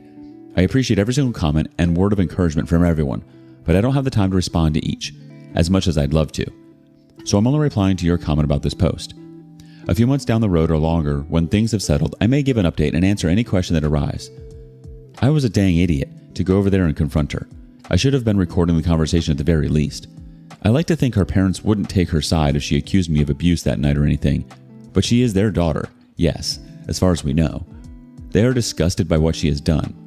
They are disappointed she has disrupted their grandchildren's lives. But at the end of the day, they raised her. Their loyalty is to her. I must keep that in the back of my mind at all times from this point forward in everything I do. And thank you for helping me decide it is time to talk with them and explain about the divorce. And I'm going to need help with doing that crap. Within 15 minutes of reading your post, I was on the phone with Nadia to get the numbers of the shrinks she recommended. I didn't even have to call and make an appointment. She got her staff to call and set the appointment up for Thursday after school. It will be tough. They will cry and so will I. Goal 1 is to let them know Mari and I are done. Goal 2 is to let them know nothing they did caused any of it. None of it is their fault. Then, my final goal is to let them know this BS isn't my fault either. Right or wrong. I have to promote myself to them and others in the narrative. I cannot let Mari solely determine how this is all perceived by the kids and others. As far as Rebecca goes, well, thank God I haven't laid an eye on her since that horrible morning. I'm sure she's in the background and in contact with Mari. Knowing she probably views her support as having Mari's back and a positive thing anyone would do for the best friend makes my blood boil when I think about it. I'm huge on loyalty, but when you are loyally helping a friend cheat, deceive, and lie without a care for that friend's victims, that's aiding and abetting, not loyalty. Part of me wonders if Becca has any remorse or guilt for her role in this. I shouldn't care, and at the end of the day, I don't. I just can't get past how you help destroy families and sleep at night. I couldn't do it. But then again, I have a conscience and integrity. Everyone is at fault for where she is right now except for herself. She never wanted to make these decisions. She just had no other choice. I swear in all the years I have known Mari, she had never displayed narcissist tendencies until recently, immediately finger pointing at others, anyone else, to take the focus off of her misdeeds. Yes, she was obviously more manipulative than I ever really knew. Is there such a thing as a temporary narcissist? Can an adult become a narcissist? I'm sure to many I seem naive and gullible, but the person Mari is now is not anyone I ever knew. The easy option is to declare I never knew her. That makes it much simpler. But in hindsight, she changed after Michael was born. I've looked back at her period of postpartum depression knowing that was where our life took the off-ramp toward the hell it has become. I have asked myself over and over how I could have treated her differently during that time to produce a different outcome. Should I have gone a more tough love route? Should I have tried to force her to deal with the reality of life? I had choices and I obviously made the wrong ones dealing with her. But even today, as the dust is continuing to settle, I'm at a loss of how I could have helped her better. I was there for her and Michael anytime they needed me. Obviously, I could have done things differently, but I swear I don't know what the better options were. As of today, here are my plans going forward. I need to stick with my therapy and make dang sure I am open and honest with my thoughts and feelings. This isn't a walk it off, rub some dirt on it situation. The next thing I plan is to get the kids in therapy together, by themselves and with me. I'm not here to repair the bond between Mari and her kids. F her. As soon as I grasp one of my jobs in the future is to make sure Carrie doesn't end up being like her. It gave me focus. I won't be trying to make her hate her mom, but I'm sure as hell not going to sugarcoat truths that arise as things come out into the open. I will get my name off of Kari's birth certificate, but I decided last night I am seeking primary custody. Mari has a long road for recovery due to her injuries. She'll need tons of physical therapy and possibly more surgeries. While that is going on, she is actually unable to look after them. Her parents were tasked with that responsibility last week. Until the divorce and custody are final, I will have custody. I make no apologies for using it. No lawyer she and her parents can afford can match Nadia and company. If I have to destroy Mari to keep from destroying Carrie, I'm fine with that. As stated, my appetite has sucked for obvious reasons. While I'm a rather large guy, I'm not fat. I did go attempt to work out at a gym with a coworker last week. There's just something monotonous about it. But one of the trainers told me about a group he leads every Monday morning once a week. You get your butt out in a field, regardless of weather. You flip tractor tires, you whip ropes, you do sprints, you do crunches, everything but juggling medicine balls. Sounds like hell. Also, sounds like just what I need right now. I can't take the anger out on a dumbbell, but flipping that huge tire like I wanted to flip the bed I caught them in seems logical to fight the rage. I promised the trainer I'd do 4 weeks straight, each Monday, and proceed from there starting next week. I may break within 15 minutes, or he may need to go buy a new tractor tire because I launched that one toward the sun. Guess we'll find out. But again, thank you so much. I mean, others gave great advice too, and it is nice to know people care about me, but most of all the kids. It makes me feel like I have others in my corner, even if they may be thousands of miles away. I have family and friends for support, but when they have a personal stake in the situation, it's hard for them to be 100% objective. Thanks for taking the time to tell me what I needed to hear and validating what I already knew. The gloves are off, and I've gone into Papa Bear mode. Mama Bear and her friend Goldilocks? Yes, Becca is a blonde, may be worthless, lying tramps who have effed half the forest. But I will expose to all what wicked witches they both are. And as they failed to learn long ago, don't poke the bear. Your children's reunion with you appears to have been bittersweet. The idea that their biological tie to you has been severed adds another dimension of anguish and bewilderment to the need you had for their presence. It is clear that you genuinely care about your kids and wish to shield them from the consequences of the situation. It's admirable that you're making an effort to protect them from the suffering and keep things normal. Update, 24 days later. Though I'm not sure where to begin, I don't want to leave anything out. I do have a sense of what I hope to convey when I'm done. It's just very hard to discuss any one aspect of my situation that doesn't branch into other parts of my life. If this sounds disjointed, forgive me, but this will be a long read because the life I was living has been gone long enough to the point it feels like that was all a dream and I woke up from. The best analogy I can give is that Mari cast Michael, Carrie, and me in a tawdry reality show against our will and without our knowledge. The show got canceled, the facade was revealed, and we're left with the cold reality of our collective reality. Not a day goes by that I don't think about how happy I was in my old life, but now knowing it was all a complete and utter lie built upon lies, I wouldn't want it back. The biggest news I need to share is that I am no longer legally Carrie's father. I have never been her father biologically. My name is off her birth certificate. Officially, because Mari and I are still married, I'm now Carrie's stepdad, as odd as that sounds and is to say. When the divorce is finalized, as things presently stand, I will officially be nothing to her, nor her to me. What should have taken about 2 months to do took 4 months because there was an upcoming divorce to consider. My name had to be removed from her birth certificate to properly forge ahead with the divorce. Legally, I had every right to pursue having my name removed from the birth certificate of a child that is not biologically mine. It was still left up to the ruling of a judge to adjudicate if removing my name was in the best interest of the child. DNA is legally binding to make you pay child support for 18 years, but our court systems find that of secondary importance when it comes to removing names from legal documents. I was willing and able to show the judge I will voluntarily be continuing to pay Carrie's health and supplemental insurances. Many guys in my situation couldn't do that, nor should they have to. None of it should be left up to a judge's ruling. The unjust system didn't affect me. That doesn't mean it is remotely fair. From the moment I first knew Carrie was not my daughter, I have pondered over and over in my mind how to best handle the situation. Yes, learning she isn't mine emotionally destroyed me in ways which I don't think I could verbalize. But addressing Carrie's situation with emotion would have been a recipe for disaster. Our emotions betray us because they are not based on reason and logic. Allowing my love for Carrie guide me would have been just as stupid as allowing my hate for Mari guide me. And legally, I had every right to cut all ties with Mari and Carrie, as neither one was ever mine. Morally, I could not let Carrie suffer economically because of her mother's rampant promiscuity.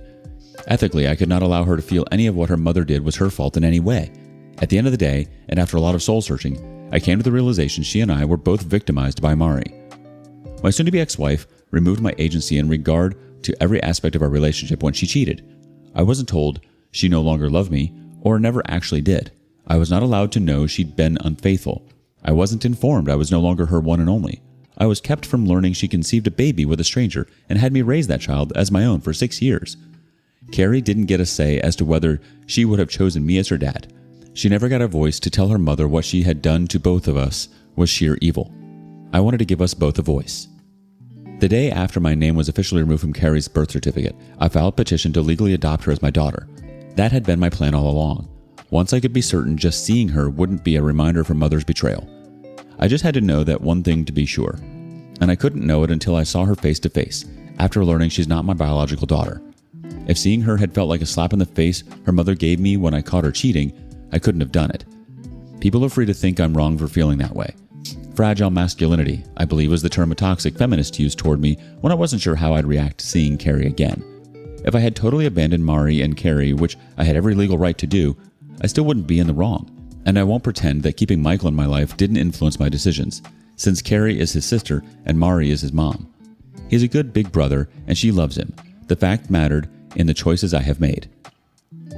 But Carrie is my daughter. No, it is not the same extent as Michael is my son, because he is blood related. But I'm her dad and I want her to remain in my life.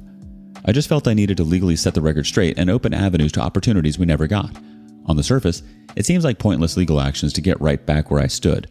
My marriage was a lie. The relationship I had with Mari was a charade. Most likely from day one. What I deserve is a do-over.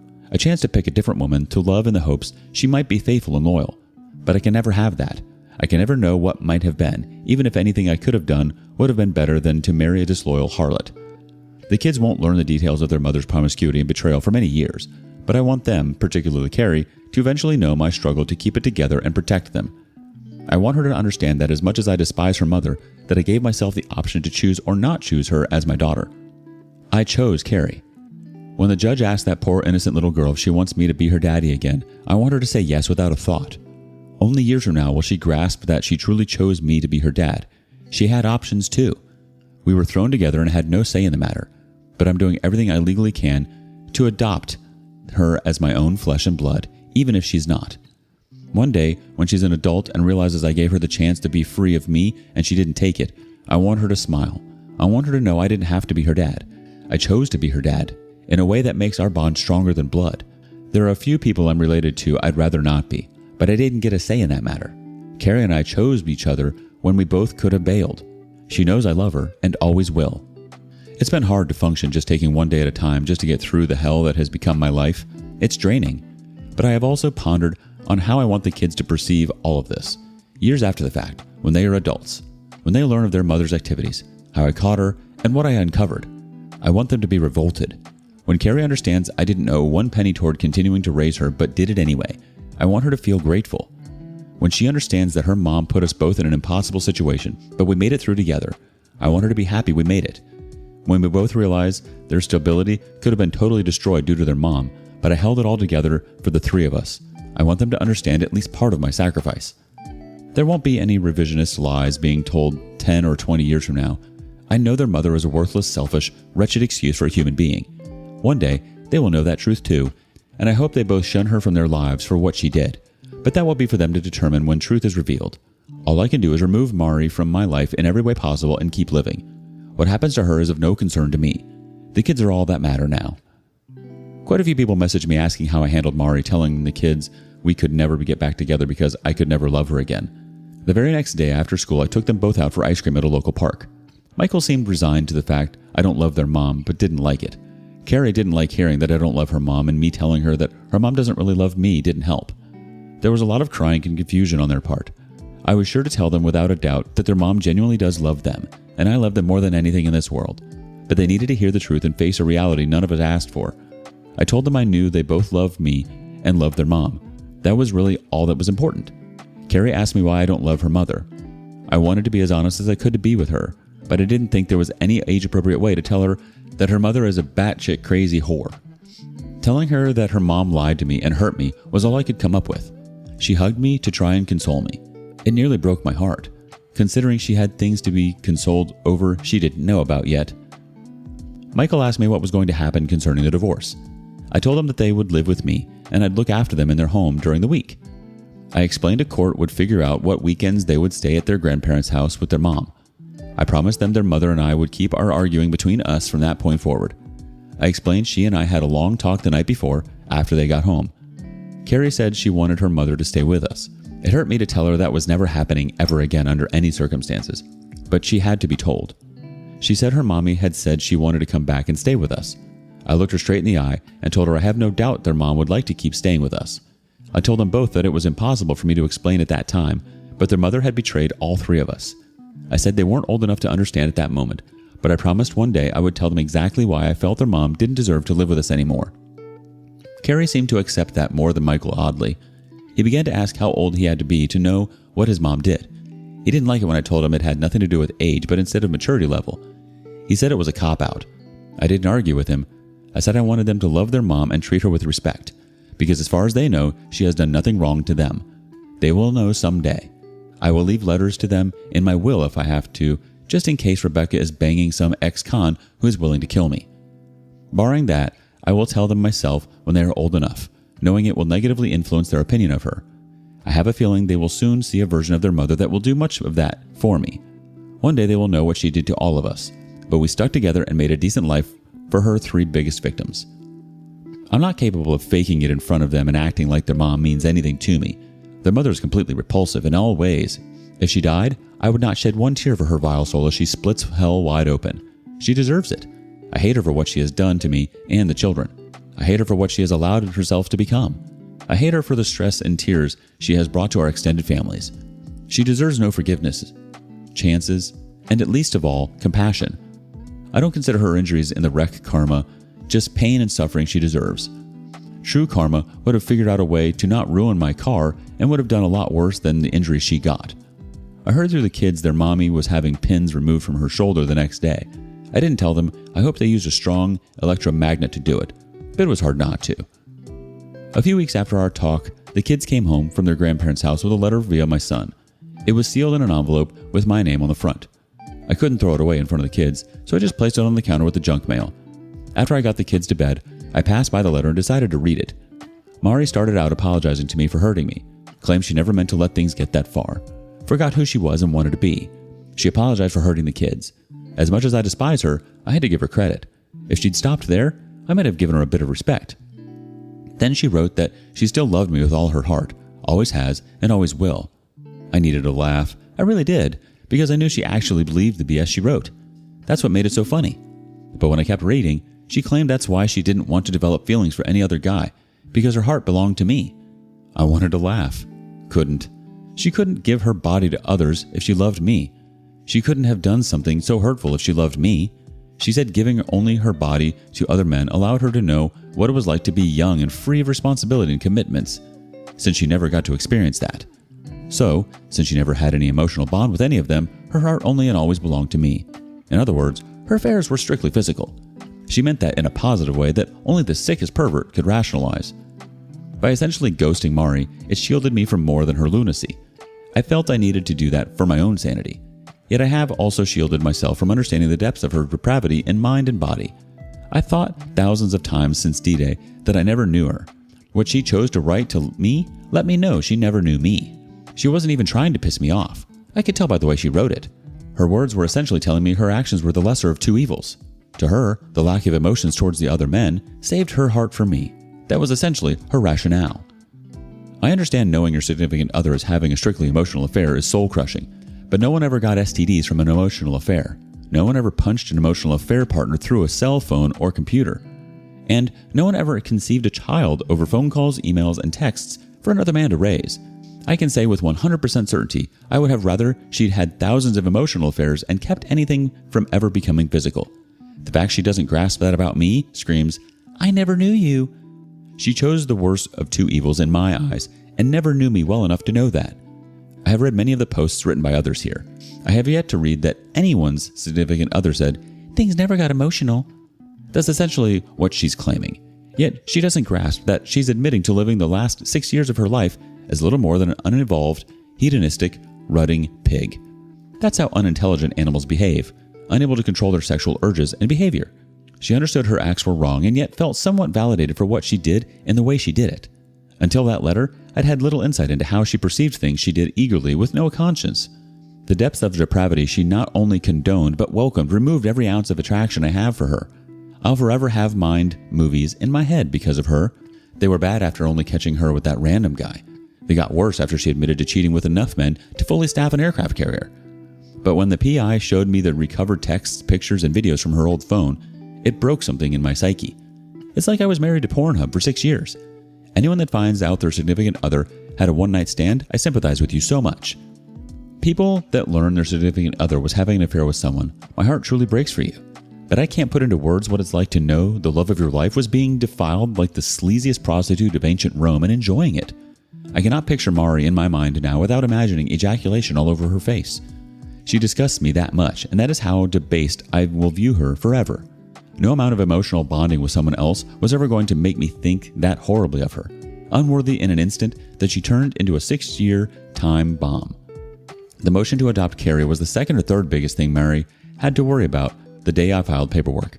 At noon, a sheriff's deputy showed up at her parents' house to serve her with the divorce papers. At 10 minutes past noon, another deputy showed up to serve her with paperwork due to the civil suit I filed against her. The calls and texts from her parents' phones went unanswered and unread. Calls from a lawyer were met with urging to get her own legal counsel to get the ball rolling. That wasn't what she wanted to hear. I'm told she screamed and yelled at several staff members that day. Nadia eventually told her that the divorce would proceed, like it or not. Any further harassment to her or her staff would be severely dealt with. I kind of wish Mari had kept pushing. Orange was never her color, but what she's done should truly be criminal. It was over a week later that a lawyer representing her phoned Nadia, and they had their first discussion. He asked if we were serious about the civil suit to try and recover expenses incurred raising a child that isn't mine. Nadia assured him we were going to try and recover every cent incurred due to paternity fraud. She negated to tell him none of it is about money.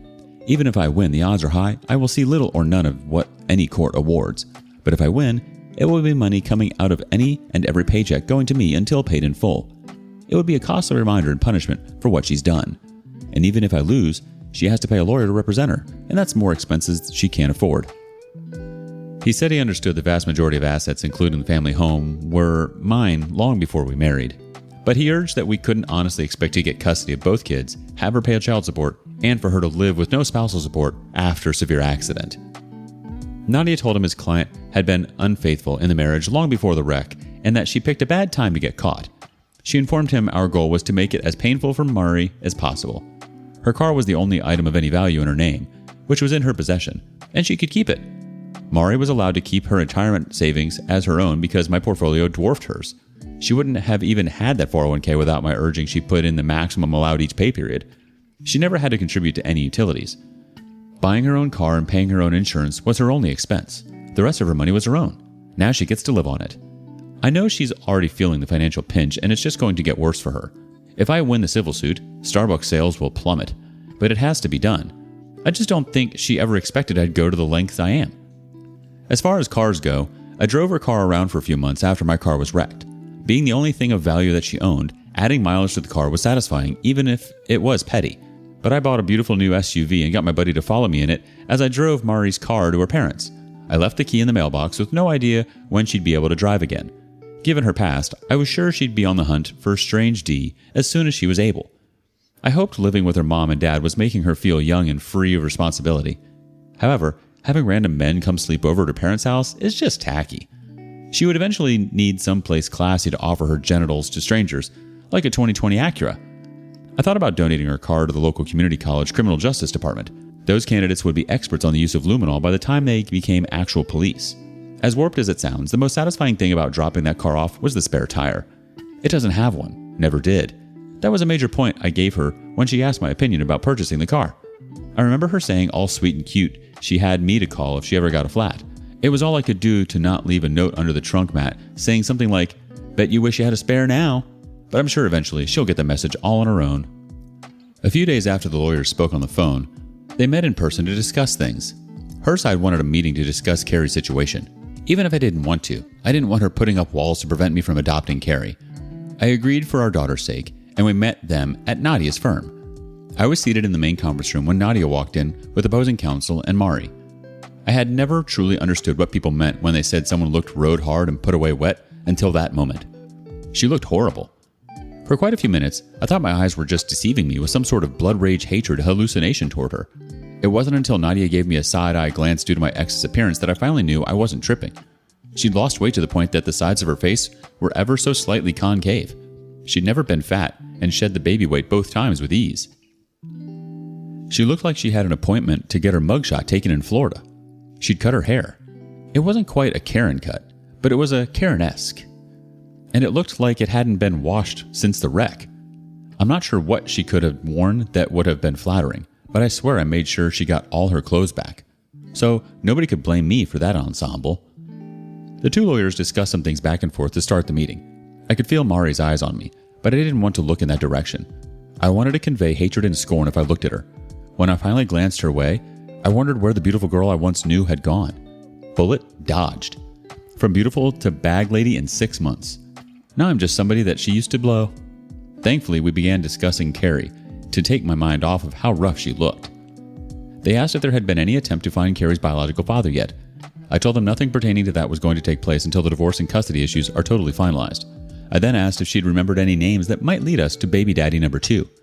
I felt trashy just saying it, and she didn't like hearing it. But truth is truth. She said no names from that time in her life came to mind. I asked if she had any plans to block me from legally adopting Carrie. She insisted she wished I never had my name removed in the first place. She certainly wasn't going to try and keep me from putting it back. That was all I needed to know. Have a nice day. Drive safely. Nope. Before I could stand up to try and urge the meeting to end, Mari asked me, "Could you have forgiven me and taken me back as your wife after my first mistake if I confessed to it and swore on my life to never stray again?" She got me. It's a question I knew she had asked herself over and over since the first night she strayed. It's a question she knew the answer to, and so did I. And that was the sticking point. Just asking the question was her way of making a statement. She knew giving her body to anyone else in my eyes was an act that would cause me to remove her from my life as instantly and permanently as possible. We had discussed many times how we would both treat being cheated on. I had told her if I ever found out she cheated, I wouldn't listen to another word she ever said. The time to talk was before infidelity. Everything after is just noise, excuses, and hot air. After several minutes of silence, I reluctantly told her she already knew I would not have given her a second chance. Then I asked her if I'd had an affair baby with a random hookup and brought it home 6 years later, if she'd look after it. It got ugly from there. She said I was doing everything in my power to hurt her now. I didn't deny it. She said I'm not her parents and that I don't get to punish her for being bad in reference to the civil suit. I made sure she understood the divorce was to punish her. The civil suit was hopefully literal payback I was owed. She said I'd destroy the kids' lives to destroy her.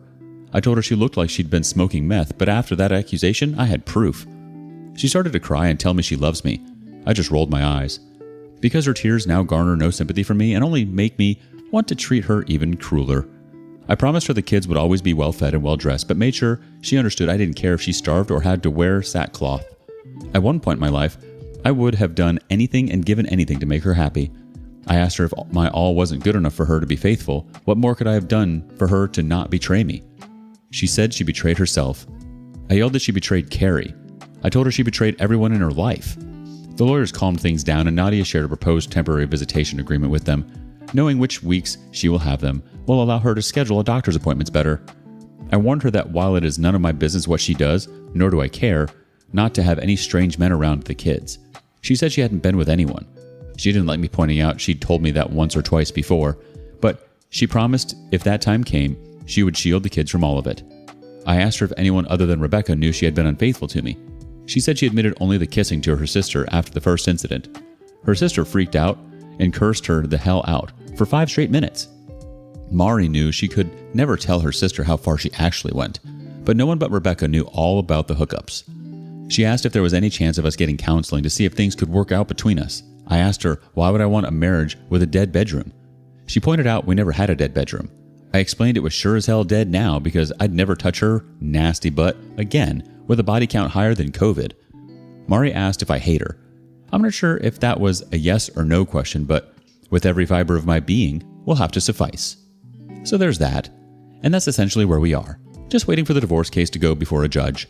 A civil case can't go on a docket list until the divorce trial ends. The kids are doing well, given the circumstances.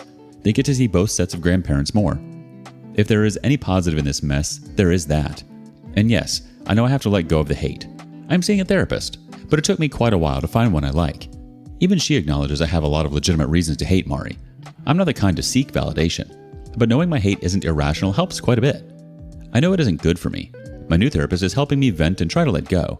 I'm not very good at meditation, but it's new to me. My first therapist was okay for about 4 sessions. The first session is always essentially introductions, no matter how much you share on the paperwork. She seemed very positive at first, sympathetic yet encouraging. She assured me I was doing better than most at being a good dad, which was nice to hear. But when we started talking about issues in the past before the cheating started, her tone changed. It's not a direct quote, but she kind of insinuated that sometimes we do things that hurt or irritate our partner, but they say nothing. If those issues fester for weeks, months, or years, it's like a powder keg that we helped create. No, she didn't have a Belgian accent, but I do have enough pride and common sense to know that despite any and all my faults and mistakes, no part of me deserved what Mari did. Nothing I had ever done to her made even 1% of what she did to me righteous actions. So, I got a new shrink. I tried a few therapy sessions with a guy. He could understand the feelings of emasculation in mind movies. He could grasp how it's all overwhelming. I just didn't feel comfortable with him. Thank God I'm pretty much all cried out. But if I have to talk about some emotional crap, I don't want to cry in front of a guy. Guys are for drinking, playing sports with, and fighting. We don't discuss why Gary's wife is emotionally unavailable to him and doesn't understand his love language. This guy doesn't anyway. Part of me wanted to give him more of a chance, but I didn't see us developing any rapport. If it makes me sexist, so be it. I just feel more comfortable in confiding in a woman. That's my preference, and I finally got a good shrink. She was the only daughter in her family with 3 brothers, which takes care of having some understanding of men. Her specialty is coping with infidelity and grief counseling. When I told her about the events that led me there, she used half of a box of tissues. She said she's amazed I'm doing as well as I am. Still not sure if that was meant as encouragement or genuine shock. I'm not institutionalized.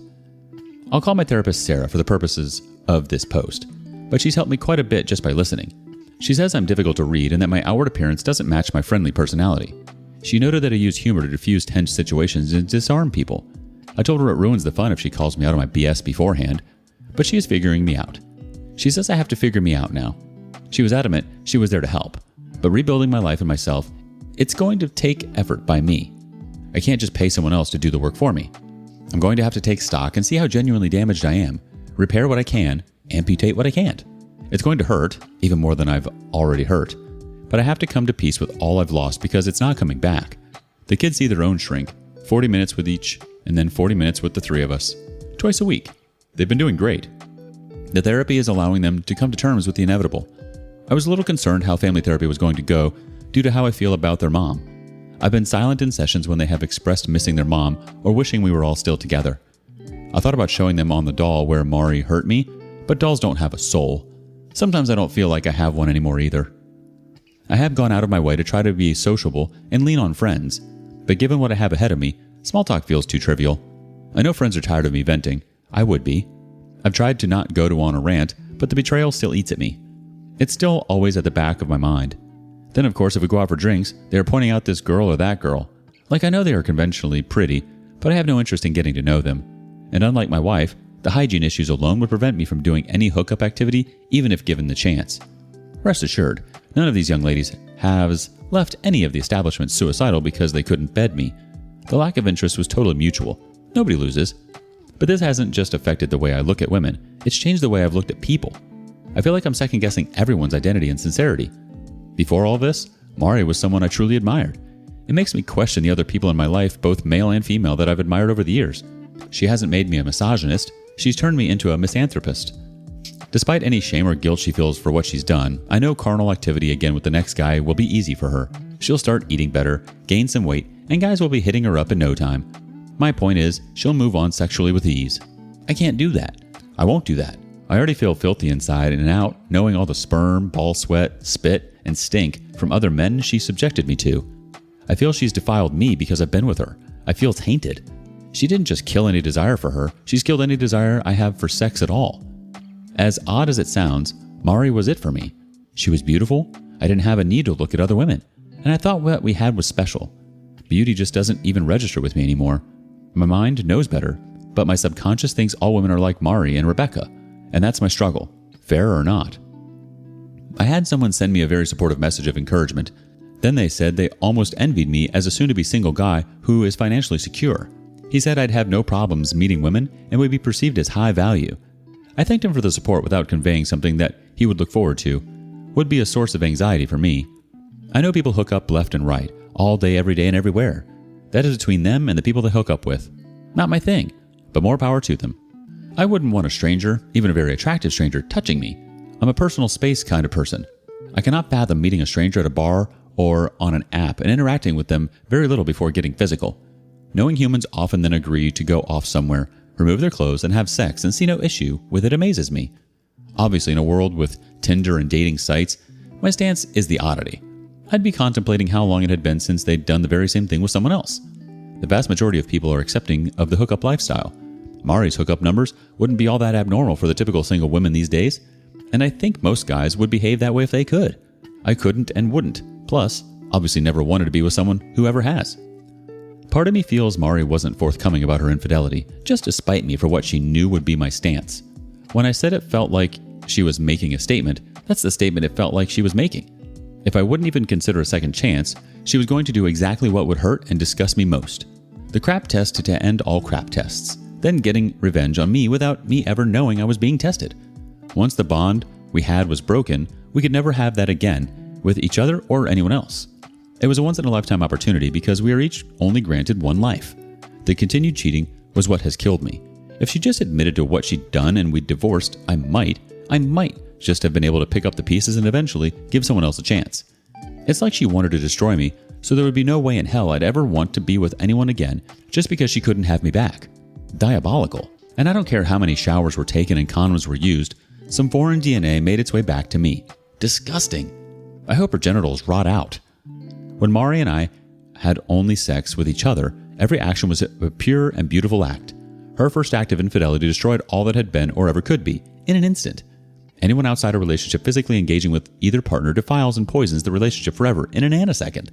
It's like the relationship is a tall glass of cold milk. The second her lips touch the lips of another man, that was like placing one drop of India ink into the milk. It's just one drop. It's still mostly milk. Pay no attention to the rapid discoloration. It probably tastes the same. Just go with it, right? But instead of telling me about the one drop of ink, she let me drink the milk. Not only did she keep letting me drink the inky milk, she kept adding ink. Some people are like a glass of milk with one drop of ink. Mari is now a glass of ink with one drop of milk. She's a defiled slut of no value as anything but a prostitute or a fluffer. The night she was conceived, I wish someone had run up and kicked her dad's testicles so hard they hit his spleen just so he couldn't reproduce again. The world would be a better place. Things most people get a rush from pertaining to new relationships cause me massive anxiety. I remember getting butterflies with Mari. The feeling made me nauseous.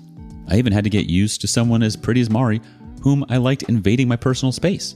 It's not a self-esteem thing. She and I were both outgoing around each other, but introverted by nature. Figure out how to really kiss, feeling that closeness for the first time, I had to ease into it.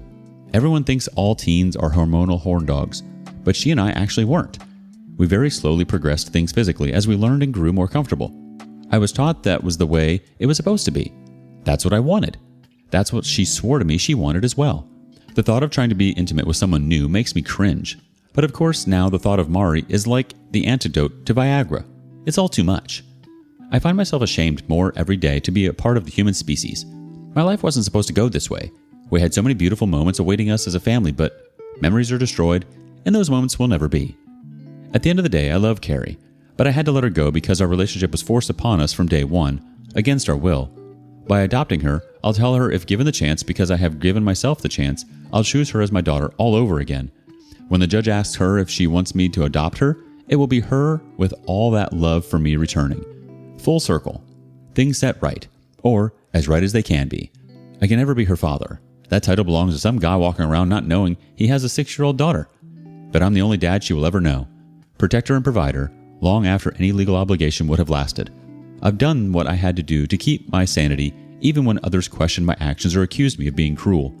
I've done what I thought was needed to allow Mari's 2 biggest victims to stake their claim to what was never truly theirs.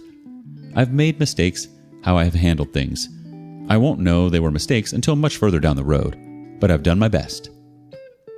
I will try to do another update when I can once more issues are finalized. I apologize for the lapse between updates and the length. I will try to do better on both as I and the kids press forward together. Peace and thanks to all. Final update, 1 year later. May 21st, 2023. A few weeks ago, I signed into this throwaway account for the first time in almost a year. There were many messages and comments inquiring about how the kids and I are doing or how things turned out. A very large part of me wanted to ignore them all, sign out, and never log in again, because I have managed to get back on course with my life and my children's life, and dwelling on the past only hinders forward progress. But the advice I got from Reddit was supportive and helpful from the start, all the way through several episodes in my life when I was at my lowest points. For those people that assisted me so well and showed me such kindness, I will make this final update, because I do owe a huge thank you to the many who helped me navigate this minefield I didn't yet know I was living in. It's been so long since my last update, most readers will have completely forgotten my posts, which is totally understandable. Previous links and a TLDR will be posted at the bottom. This will be a long read, and for that I do apologize.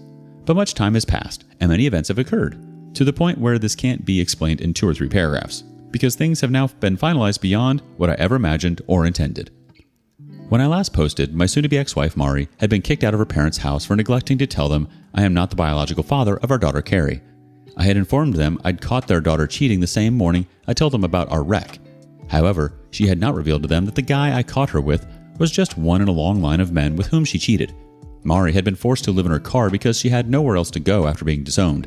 Meanwhile, I was in the process of attempting to legally adopt Carrie after having the court adjudicate I am not her biological father, and my attorney Nadia was attempting to get Mari to see a mental health professional of her choosing, in the hopes it might benefit me. Nadia recommended 2 local psychiatric practices to Mari's lawyer, saying we'd pay for her sessions, or she could choose any other therapist she wished to see. I had some major misgivings about having to pay for the sessions or doing anything that might actually benefit Mari. If you learn nothing else from my experience, take this advice to heart. Love them or hate them, always listen to your lawyer.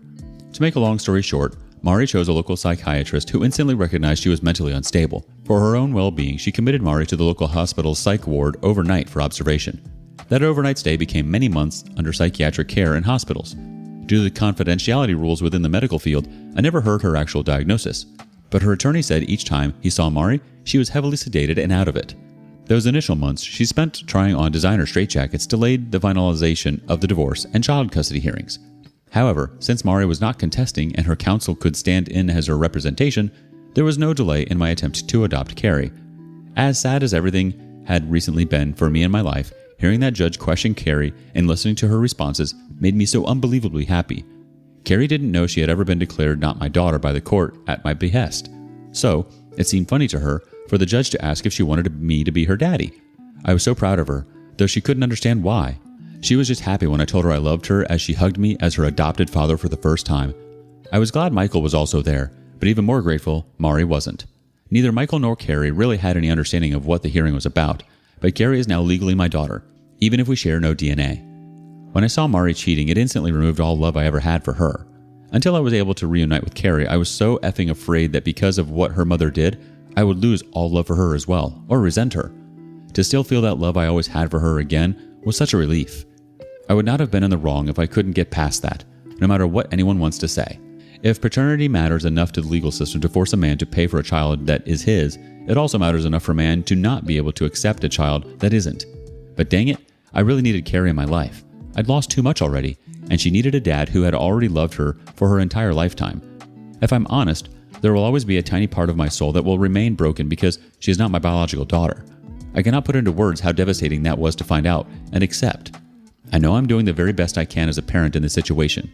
I believe time given to children and love is far more important than anything any parent could buy them, so will always be my focus. Other than Mari's mental issues, there was truly no reason for the divorce not to be finalized. She wasn't getting a penny from me, and even her own lawyer admitted that in her situation, she had no hope of getting any custody at the time. If and when she got out of her padded cell paradise, if she found a safe place to live, she could petition the court to gain some type of visitation and/or custody. The court appointed a legal aide to vouch for Mari being cognizant of what she was doing. Her lawyer got her to sign the divorce papers with witnesses and had them notarized.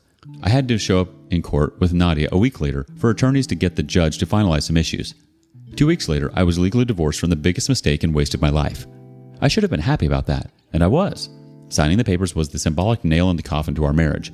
yet it all felt anticlimactic somehow. It amazed me how well Mari's family stuck to their guns in regarding to disowning her after they found out everything she'd done. I'm sure some of that was due to wanting to stay on my good side so they could visit with the kids. Even though her parents and sister knew she was in a psych ward, they never even attempted to visit. Nor did I, obviously. But I was apparent from the times I talked to her parents how disgusted they were by their daughter's depravity. They were embarrassed for people to know what a tramp their daughter had been. I could empathize and sympathize.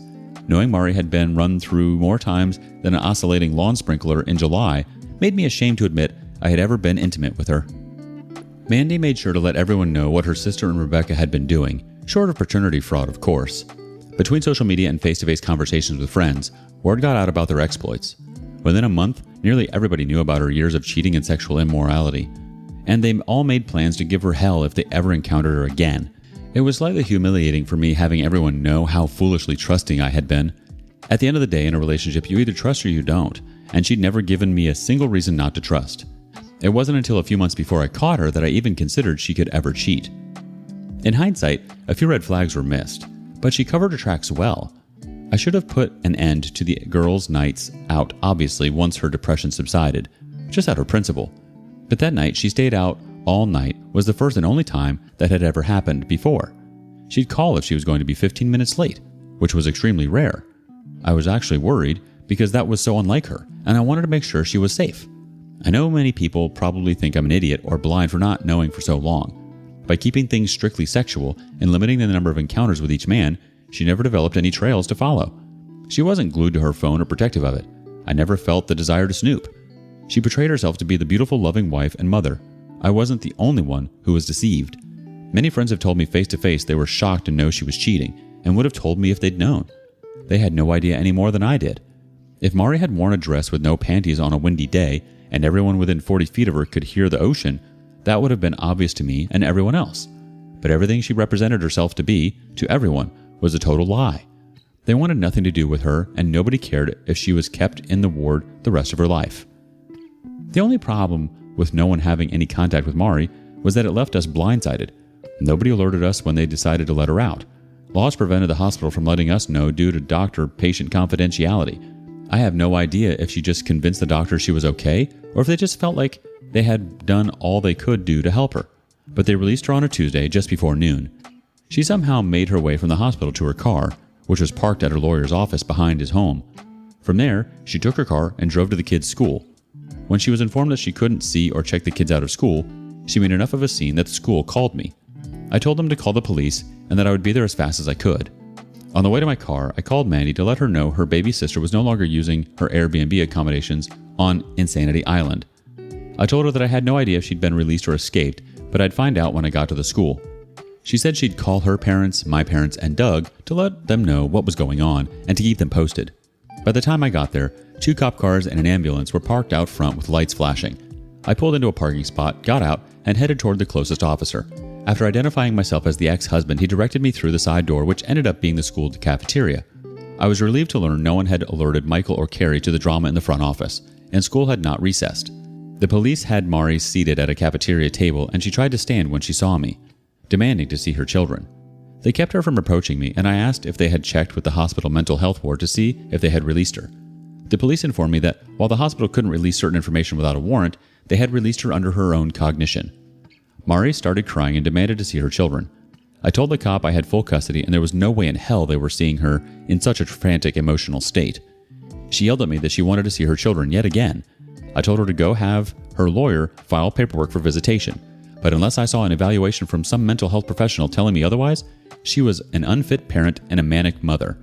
She said the kids are the only 2 people alive that still have any love left for her. I told her that was probably true, but they're just kids, and they don't know any better. The cop laughed, then managed to regain his composure. She tried to come at me. He held her back. She said she hadn't seen her children in months and that they were the only thing that got her through her time in lobotomy land.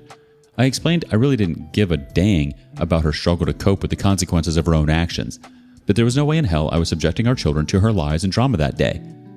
I told the cop I wanted to file a restraining order on her to stay the hell away from me and the kids. He agreed to file the initial paperwork on my behest, but that a judge would have to determine if one was needed and sign it. He then explained to Mari, since I was not going to allow her to see the kids, they had already talked to the principal of the school, She needed to leave immediately and not come back onto the premises until she could show a court order granting her partial custody. To my surprise, she didn't make an even bigger scene. I guess she realized nothing she could do at the moment would get her what she wanted. She grabbed her purse and keys before being escorted by an officer to her car. She got in and drove away while the cop and I filled out the restraining order form on his tablet and talked with the principal. Soon enough, the kids got out of school and I loaded up Michael and Carrie to take home. I was about 2 miles from the school when I thought I saw Mari's car pull out from a fast food restaurant just after we passed by. I took the next right, and the next right, and the next right, until I was on the same street we'd been on. I could see Mari's car up ahead and speed up to try and figure out what she was doing. She was oblivious to the fact I'd managed to maneuver my way behind her. It was obvious she was looking for someone, and that very person was observing her. The kids didn't even recognize her car ahead of them. Thankfully, a Reddit user had urged me to get front and rear cameras with audio recorders installed on my vehicles. That gave me all the evidence I needed to prove Mari was stalking me and the kids even after being warned by the cops to stay away.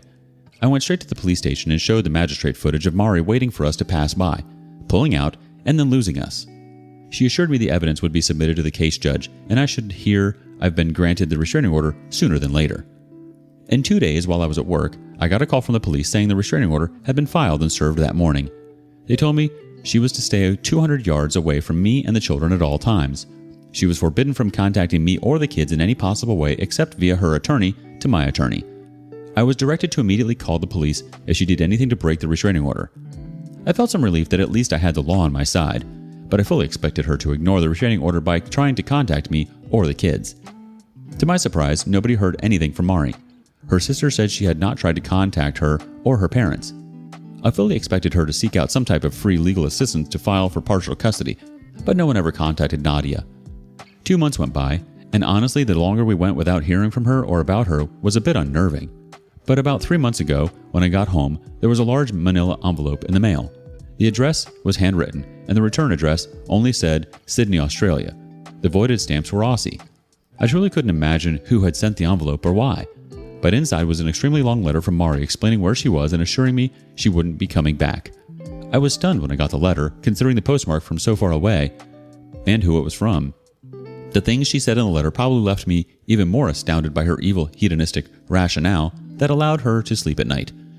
Her maniacal manifesto filled in so many of the gaps about what she'd endured and what led her there. She explained that she essentially had a nervous breakdown during her initial therapy session. Pretty much, the first 2 months she was hospitalized, she was heavily sedated and on various antidepressant and antipsychotic medications. She said for the longest time when she got there, she just wanted to die. Via therapy and by going to group discussions, she talked through her issues in an attempt to understand why she did what she did. She said the other patients in the group discussions kept looking at her like she was a complete dumb butt for throwing away everything. They'd come from broken homes, abusive relationships, backgrounds with substance abuse and violence. Her life had been as easy as pie compared to their life struggles. When it finally clicked in her warped little mind how badly she'd screwed up and that none of her old life was coming back, she had another breakdown. Her first breakdown was due to facing her past, the second due to her facing her future, or lack thereof. She went on to explain her feelings of loss and heartache in some half-cocked attempt for sympathy. Mari had the audacity to claim that the morning I caught her cheating, what upset her was knowing I instantly didn't love her anymore and never would again. She claimed over the years whenever she felt guilt for what she was doing, she rationalized it by telling herself I wouldn't love her if I knew what she was doing, and she wanted me to always love her. She was right. It instantly killed all love I ever had for her the moment I saw her naked with another man.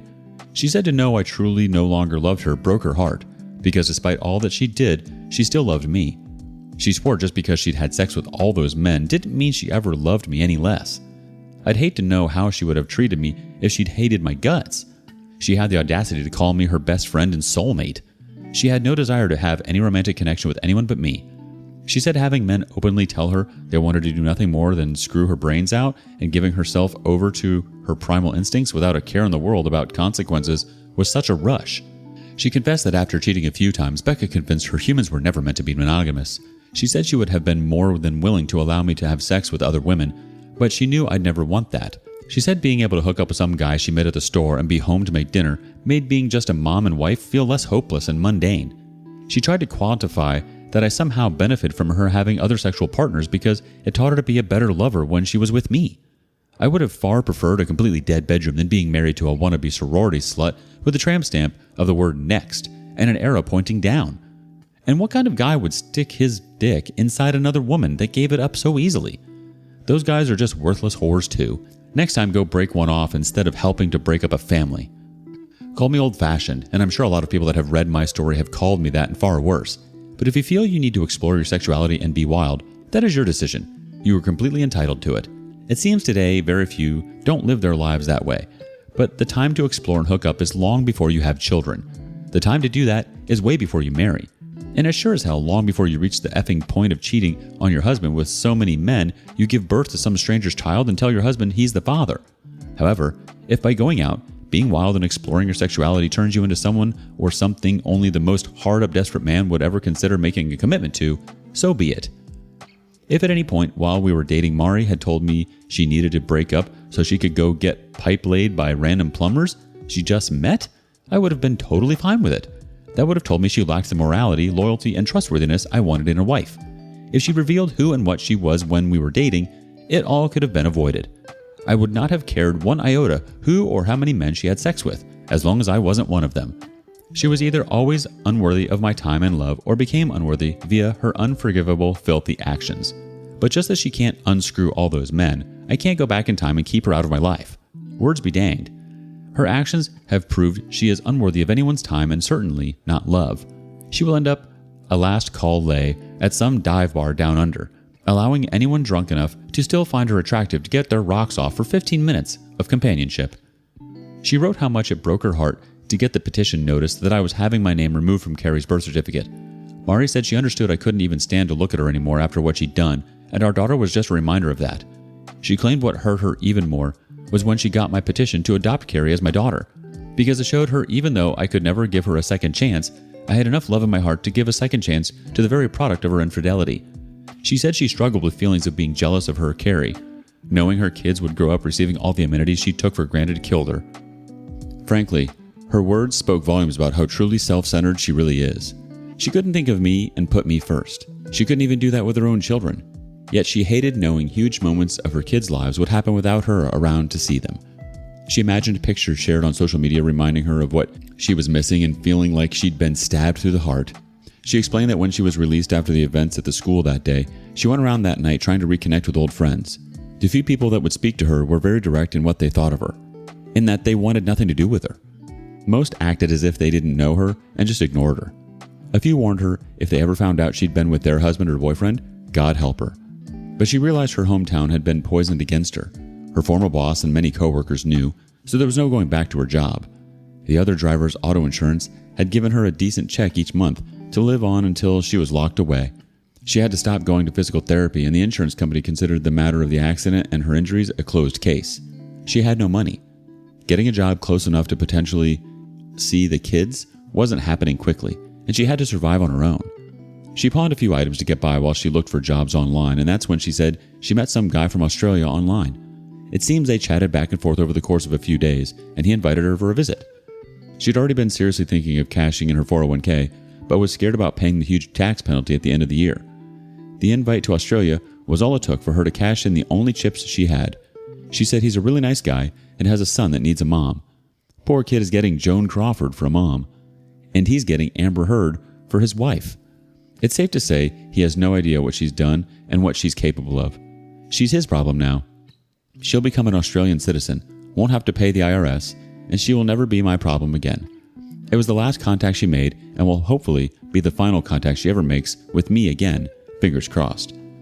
Part of me thinks she heard Australia was founded as a penal colony and thought they said penile.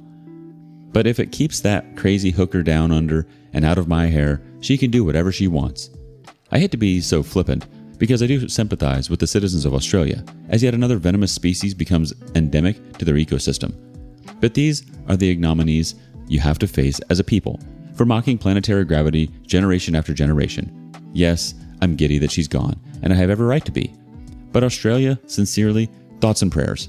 You all may want to get some of those guns back. Between providing antipsychotic medication and treating STDs, she may bankrupt your entire socialized medical system. Obviously, I hope she stays away, but a potential arrest upon her return for tax evasion with the punishment being time served in federal prison will hopefully seal the deal.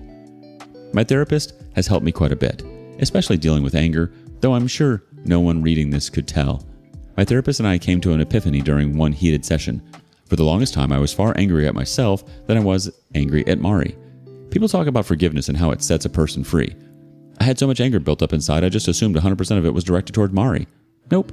It turns out despite her flaws and missteps, I held myself to a higher ethical standard. I was beating myself up with self-loathing because I couldn't believe I'd chosen so poorly. Yes, Mari was the deceitful lying whore, but at the end of the day, I chose the whore and screwed my own life up.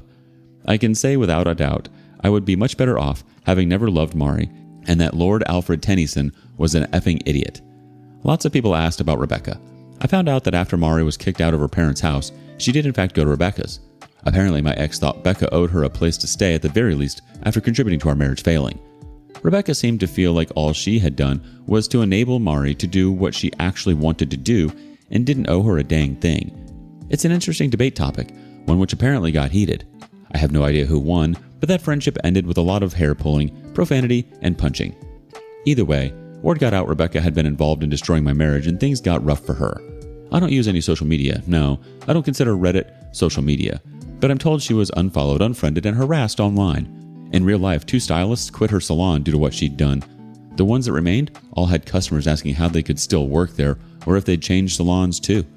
It took a month or 2 until she couldn't pay the lease and had to close up shop. The last anyone heard, Rebecca was working at her brother's restaurant in Connecticut as a hostess. When she left town, I wanted to have her condo bulldozed like Forrest Gump did to Jenny's childhood home due to all the heinous sex acts that occurred there. But the neighbors in the other 2 units weren't too keen on that idea. Quite a few people insinuated in comments that there was chemistry or something going on with my lawyer Nadia and me. I thought they'd been doing meth. Turns out, I am as oblivious as always when a woman is interested. After the divorce had been finalized, since she wasn't representing me in the civil suit that never happened, I went for drinks with her and several others in the practice to celebrate. As others left one by one, she said she had to talk to me about one more matter before I left. I assumed she was going to ask for a good review on the practice's website or something. She surprised me by telling me after working on my case she truly appreciated how loyal and dedicated I had been to my wife, and still am to my kids. She admitted over the course of the divorce she'd grown attracted to me but couldn't say anything as she had been my lawyer. She confessed I was very hard to read, and she couldn't tell if I had any attraction toward her at all. But she knew a good man when she saw one, and she was going to shoot her shot. It was flattering to hear, especially after you've learned you weren't enough for your wife not to cheat with enough men to field 5 football teams, and Nadia even told me long before I gave her a well-deserved huge bonus check. So as distrusting as I am, I think she was being sincere in what she said. She just told me if I ever wanted to go out and have a drink or talk, to give her a call. Nadia is a beautiful woman. I don't think any guys could refute that except for the visually impaired ones. She's brilliant, genuinely talented. She has her crap together. It's pretty obvious she goes to a gym quite frequently. Lawyers like to look good in the courtroom, and she dresses classy sexy, which the gentleman in me appreciates. At one hearing, when she came into court in a pinstripe suit, I'm fairly certain the judge would have granted me custody of his kids after he saw her. Even as jaded as I am, I have to admit, she would be a fantastic catch for any guy she chose to date. But for me, that, or any other juice, is just not worth the squeeze. I already know I would subconsciously judge her for her past, which she certainly does not deserve and could do nothing about. And unfortunately, any women I felt an inkling of interest in would be subject to that same unfair judgment. I had plenty of dudes message and urge me to go on a dating app and hook up with some random, just to get past the fact Mari is still the only woman I've been with. Sorry to the guys that will be disappointed to hear, but I could never do that. A friend showed me the local Tinder prospects. I will not be downloading the app. If I had any desire to get banging my second bedpost notch out of the way, as one message suggested, I would have gone the Nadia route. It pisses me off knowing that Mari took something I used to really enjoy and removed that activity from my life forever. Now just thinking back to our past moments of intimacy makes my skin crawl knowing she was doing those very same things and far more debased with many other men. In my eyes of most people in Western society today, the fact I've only been with one woman would either make me a prude or hard up. Yet, I feel as filthy as a Victorian-era London streetwalker just due to knowledge I've had sex with Mari. She took everything that made sex special to me and made it impossible for me to experience again. Our exclusivity or vows and union were pissed away so she could experience sucking a random cock that didn't belong to her husband. And then she lied. Oh my God, did she lie? Because she lied for the longest time, I think back to any positive thing she ever said about me and believe it to be a lie too, just because she said it. She made me doubt my sanity, my parenting, my strength, and my worth. I don't want to ever go back to that. I won't go back to that. I have no one, and yet I'm still living. That proves there isn't a woman out there I can't live without.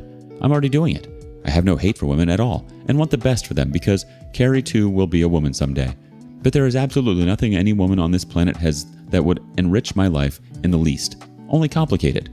If there aren't some women who feel that way about men, there should be. Human beings, both male and female, are a scourge upon each other, not worth the time and energy, and not to be trusted. Many people ask questions pertaining to finding Carrie's biological father. I have done quite a bit of research into DNA ancestry sites. My biggest issue is that if there is an existing match, the companies also alert the other person. If Carrie took a test which revealed a cousin, an uncle, or even her dad, I am her protector. I don't want anyone to come looking. She's a healthy child with no apparent genetic defects, so I'm going to wait quite a while to do any testing. My mindset as of this day is to wait at the very least until her mid to late teens, but I could envision waiting until her 20s to let her make that decision. Honestly, I've also considered never telling her I'm not her father. Truly, if there is any evidence I could still use from Reddit, it would be questioning at the end of the day that would truly be best for Carrie. Do you think never telling her now after all that has happened would be a good or bad thing? Should I wait until she is a teen or an adult at 18 to tell her and begin the search? I'm not worried about me. I already know the truth. I'm trying to prepare for any future scenarios, both good and bad. How likely is it she will have some medical condition she will need to know her paternal medical history? Please know any DNA genealogy testing will likely happen several years down the road at the earliest. With her mom out of her life so recently, I don't want to do something that could make her feel less secure, safe, and confident in her own identity, and mine. It's odd to be in the situation I am, and to sincerely hope both kids took after their fathers. In closing, I want to thank Reddit user Cranach in particular for the advice given to me through my ordeal. You probably aren't 187 years old, but even if you are wise far beyond your years. You were able to analyze my ex and predict angles I was leaving open for her to attack. And when you said she was desperate, I believed you. But dang. In the end, Mari literally screwed around and found out. Thank you for assisting me in every way to help her find out. To the many others who pointed me in the right direction or sent me an encouraging message, I thank each of you. My plan is to post this, wait half a day, and maybe respond to a few comments over a period of a few days. Then my story will officially be done. I rarely even think about Mari anymore because I stay so busy in my new life without her. So, I don't want to dwell on what has happened for more than a couple of days. My kids are my world and I actually love my job, which keeps me busy. The pay is just a bonus for being allowed to do something I enjoy. To any Australians who read this, I hope I don't offend in any manner. That was not my intent in the least. I hate being the bearer of bad news for your nation as a whole. You guys didn't deserve this any more than I did.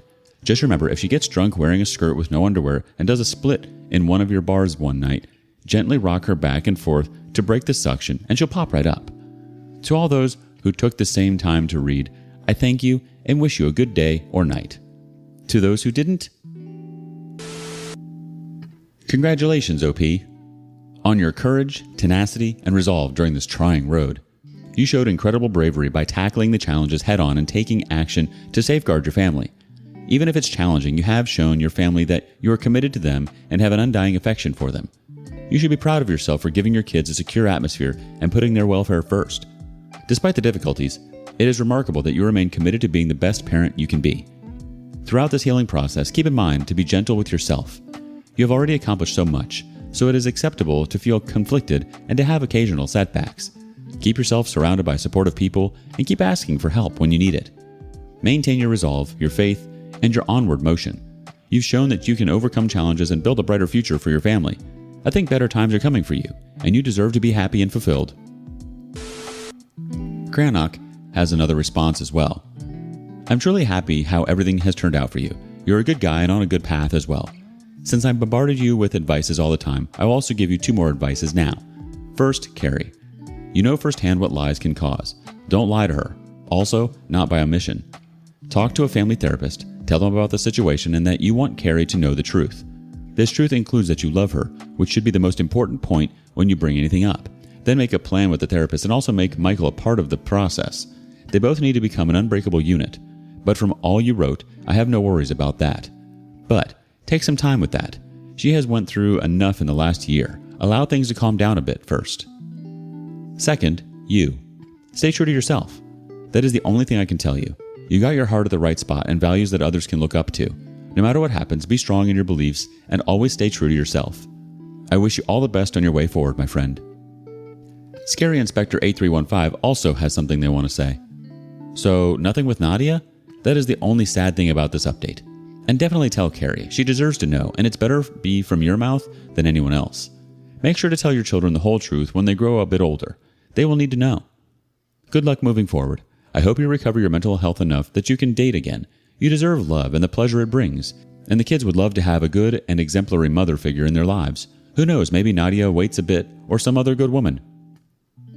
The OP replies, wow. So I take it most everyone thinks I should at least make an attempt to develop a friendship with Nadia and see where it leads. Just from the responses to your comment, I don't think I need to take an official poll or anything. Here's my thing. That newness of someone else that so many people yearn for would cause me nothing but a panic attack. Butterflies, tingles, whatever you want to call them. That is not a pleasant feeling for me. In fact, it makes me want to vomit. It affects my nerves so badly. Like I don't know how to flirt. I don't know when I'm being flirted with. And if I did, I wouldn't know how to flirt back. I'm obviously rather blunt. Hints, innuendo, body language, I can't read any of that. I mean, like, even watching a movie, when flirting occurs, it doesn't register in my mind as flirting. To me, it just seems like two characters are just being friendly. I'm usually even a tad shocked the two characters end up in bed or a relationship because I don't see it coming. I'm friendly with most people, most of the time, but I'm certainly not flirting. Let's just be blunt. I have no game because I never had to develop any of that. I'm honest to a fault, and I've learned that doesn't go over well with a lot of people. The mind games, crap tests, attempted manipulation, I don't want to deal with any of that crap. And while I don't know for certain, women like Nadia constantly have dozens or more men trying to get with them. Single women interact with several suitors at once most of the time who compete unknowingly for their time, attention, or whatever. I don't compete. My philosophy is if she thinks she can do better, take your butt on. Second chances aren't a thing with me. Conversely, I know thinking anyone is going to push all the others aside and see if there is something between us without outside influences isn't going to happen. Not in this world, not at this point in history. I do not want to be a part of the dating scene. If it makes me an a-hole, so be it. But if any of those people was worth knowing or being in a relationship with, they wouldn't be single or on a dating app. Those are the rejects nobody would commit to, or the male and female sluts that could never commit to anyone because of their free-range genitals that need to roam. I would absolutely love to have Nadia as a friends without benefits, but it's fairly safe to say a beautiful adult woman is going to want some benefits eventually. No woman in her early 30s is looking for companionship, and that's all I could handle right now. She has a bad freaking Jaguar F-Type I would love to drive, but most women are looking for a guy who wants to get inside their pants, not their car. But at the end of the day, it is something I need to consider. I will ponder things over. I meet with my therapist Tuesday and will discuss things with her. I make no promise, except for the promise I will take the consensus advice into consideration.